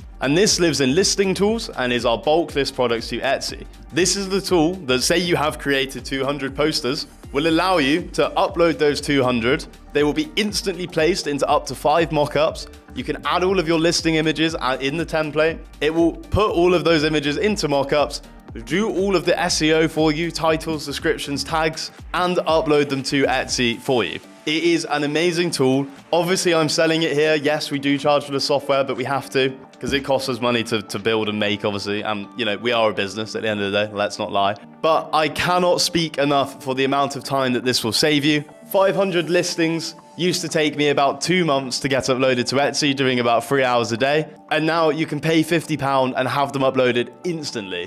It's so worth the investment because Etsy is a numbers game. The quicker you can get your posters uploaded to Etsy, the quicker you can start making sales. £50 a month, one framed print sale can get you that £50 back. One framed print sale. And if you're uploading 500 good posters, chances are you will get that one frame print sale times a lot more. As I said, we do give you 5 listings a month for free, just so you can see the process and see how it works, which I highly recommend doing because it's an awesome software. It's so cool. So just so you can see how this works, I'm going to take you through it now. So as you come into listing tools and bulk list products to Etsy, how it works is you set up a template first of all. This contains just the core basic information for each listing and is very important to set up. This is where you select your mockups, you can add your listing information squares and things like that. So let's make one now. Template name, this is just for your records, you can call it whatever, but say you have different types of posters on your shop. Say I'm selling food posters and cat posters, I would call this template cat posters. For this one, we're gonna do travel prints, so let's call it travel posters. And here is where you select your mockups. And as you can see, we have a huge mockup library. They're all handpicked by us to ensure that they show off your posters in the best possible lighting and they're very close up. So again, this software saves the hassle of having to go and find mockups and manually insert posters into these mockups, which trust me, is a hell of a pain. And you can select up to 5 mockups per listings for 1 credit. You can select more if you would like, but it will use 2 credits per listing. Okay, so let's just select 5 random mockups here. Now, template listing photos. As you can see, we've selected our mockups, but here is where we can also add our other listing information squares. So on mine, I have a thing about protection. I've got a thing about a 3 off 20 sale. I've got a thing about personalization, and I've got one for my logo. So again, I can add these in, and these will be added to each of the listings that we upload through this tool. You can also upload your listing video here, and that will be added to each of your listings. Also, if you did have your own mockups that you would like to use, you can upload this in My Uploads. You can upload your own PSD document, and our tool will be able to do that for you too. Okay, so my listing squares have loaded in. Now we can press done. And we can actually give the AI some instructions on how we like our titles and descriptions and things like that. So for example, if you want it to avoid using the word wall art for whatever reason and only say poster, you can instruct it to do that. If you're uploading travel posters and you want it to include the city and the country, you can tell it to do that. And the same goes for description as well. Our AI will also generate each description specific to each poster to maximize SEO. But what you can do is have some footer text that is appended to each description, which we highly recommend. We've actually typed out an example here that you could use, and you can click use example and it will allow you to add that onto each of your listings if you so wish to do that. Some default attributes here we've already filled out for you. And default tags, again, if you want to guarantee that any tags are on any listing, you can do that so here. So for this one, we're doing travel print. So I want to guarantee that each listing says travel print, travel poster, travel wall art. And you could get specific. For me, I'm just going to upload loads of different countries. But if you were only uploading Europe posters, for example, you could say Europe poster and that kind of thing. Pricing and variations. As you can see, we have filled this all out for you with our PrintShrimp recommended pricing.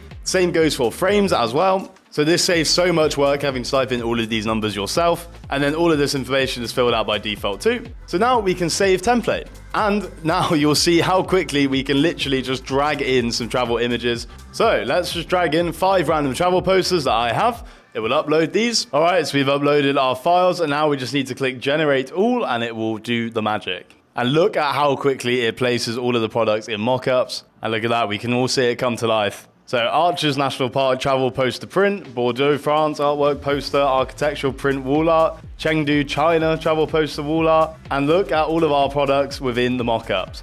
The print file here is just for reference. That won't be uploaded to Etsy, so don't worry about that. And here you can see our posters have been magically placed into all 5 different mockups. We have a description for each filled with SEO.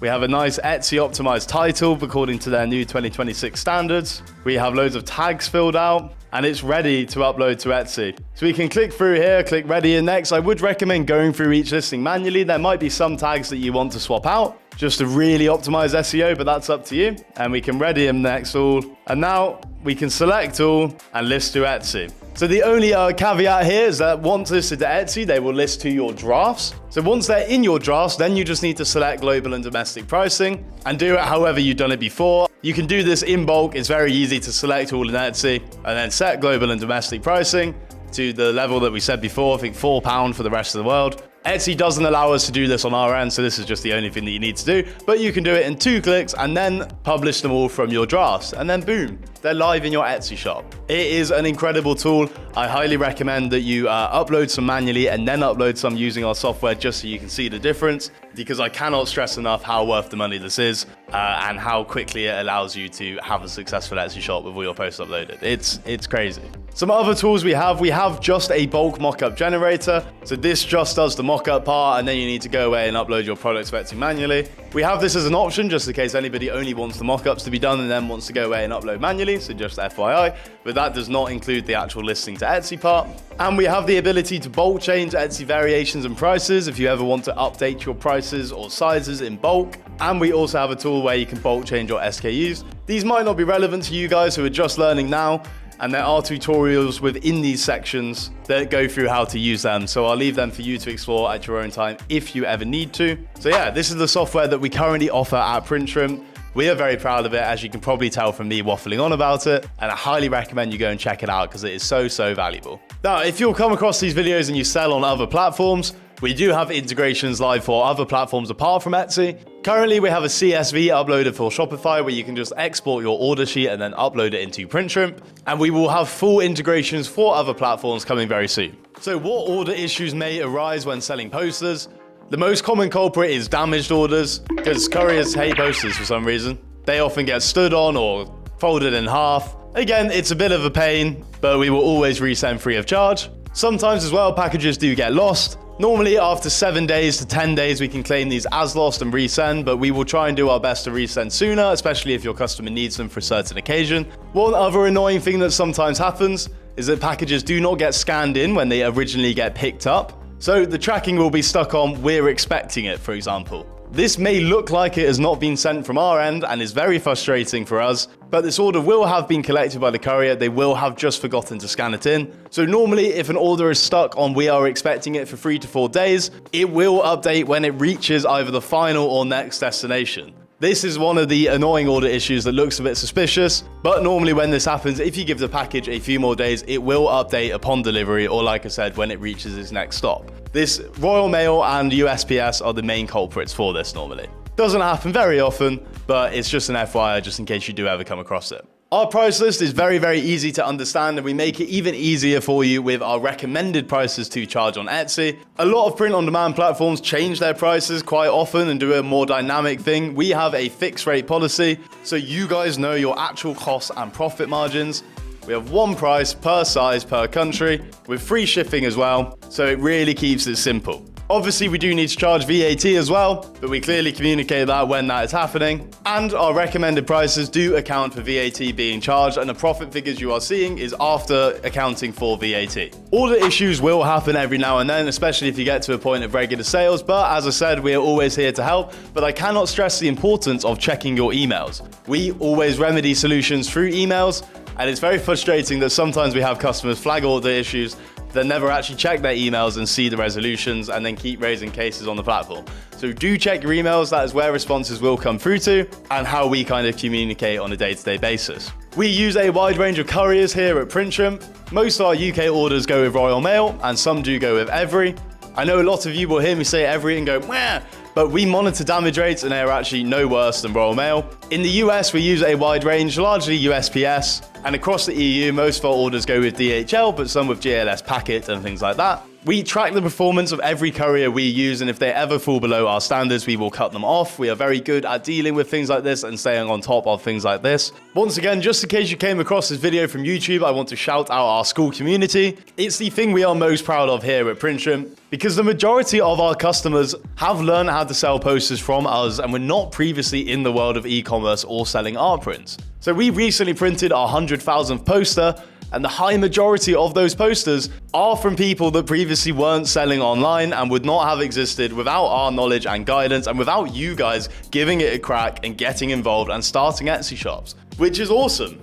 It's been a very rewarding way to grow a business, and it's through videos like this and this education that we have been able to teach people how to sell posters and how we've been able to get PrintShrimp to the point where it is today. So make the most of the school community. Do not be afraid to ask questions. Do not be afraid to celebrate your wins. Like, we're really, really proud of this community that we have built. So yeah, do make the most of it. Talk to each other, ask questions, share your journey. This is a really awesome thing to do. It is so fun to create products and to build up a successful Etsy shop. And yes, we do have people coming through every day and reaching milestones such as their first 100th or even 1,000th poster sold. Do check out our wins section. You'll see it for yourself. The Etsy wall art market is booming, and it's never been easier to break through and succeed, especially now we have things like our software and frame prints that can really boost your margins. Once again, this is not a get-rich-quick scheme. This will take time and it will take patience, but if you put the hard work in and make good posters, you can really, really see some incredible results. So, the very best of luck to you. I hope you've taken notes throughout this video course. I hope you're ready to get stuck in and to work hard. And of course, let me know if you have any questions. Best place to reach me is hey@printshrimp.com, or just ask a question in the school community. But thank you very much for watching, and absolutely best of luck to you. There is no reason why the next successful Etsy poster shop cannot be you. I feel incredibly lucky to be able to make videos like this and to empower people to earn money through selling posters online. And it's so rewarding to see people's first sales come through PrintShrimp. We are incredibly grateful to have been able to build this company. It's been a lot of fun. And yeah, we have a lot coming this year. We are busy as always, improving our offering and service and making PrintShrimp as best as it possibly can be for you guys. As well, do check out our YouTube channel, because we have a lot of other short form content or shorter form videos going through more specific things all around posters. So if you ever have a specific question, it might be a good place to check out and see if we have a video for that. And if not, ask in our school, of course.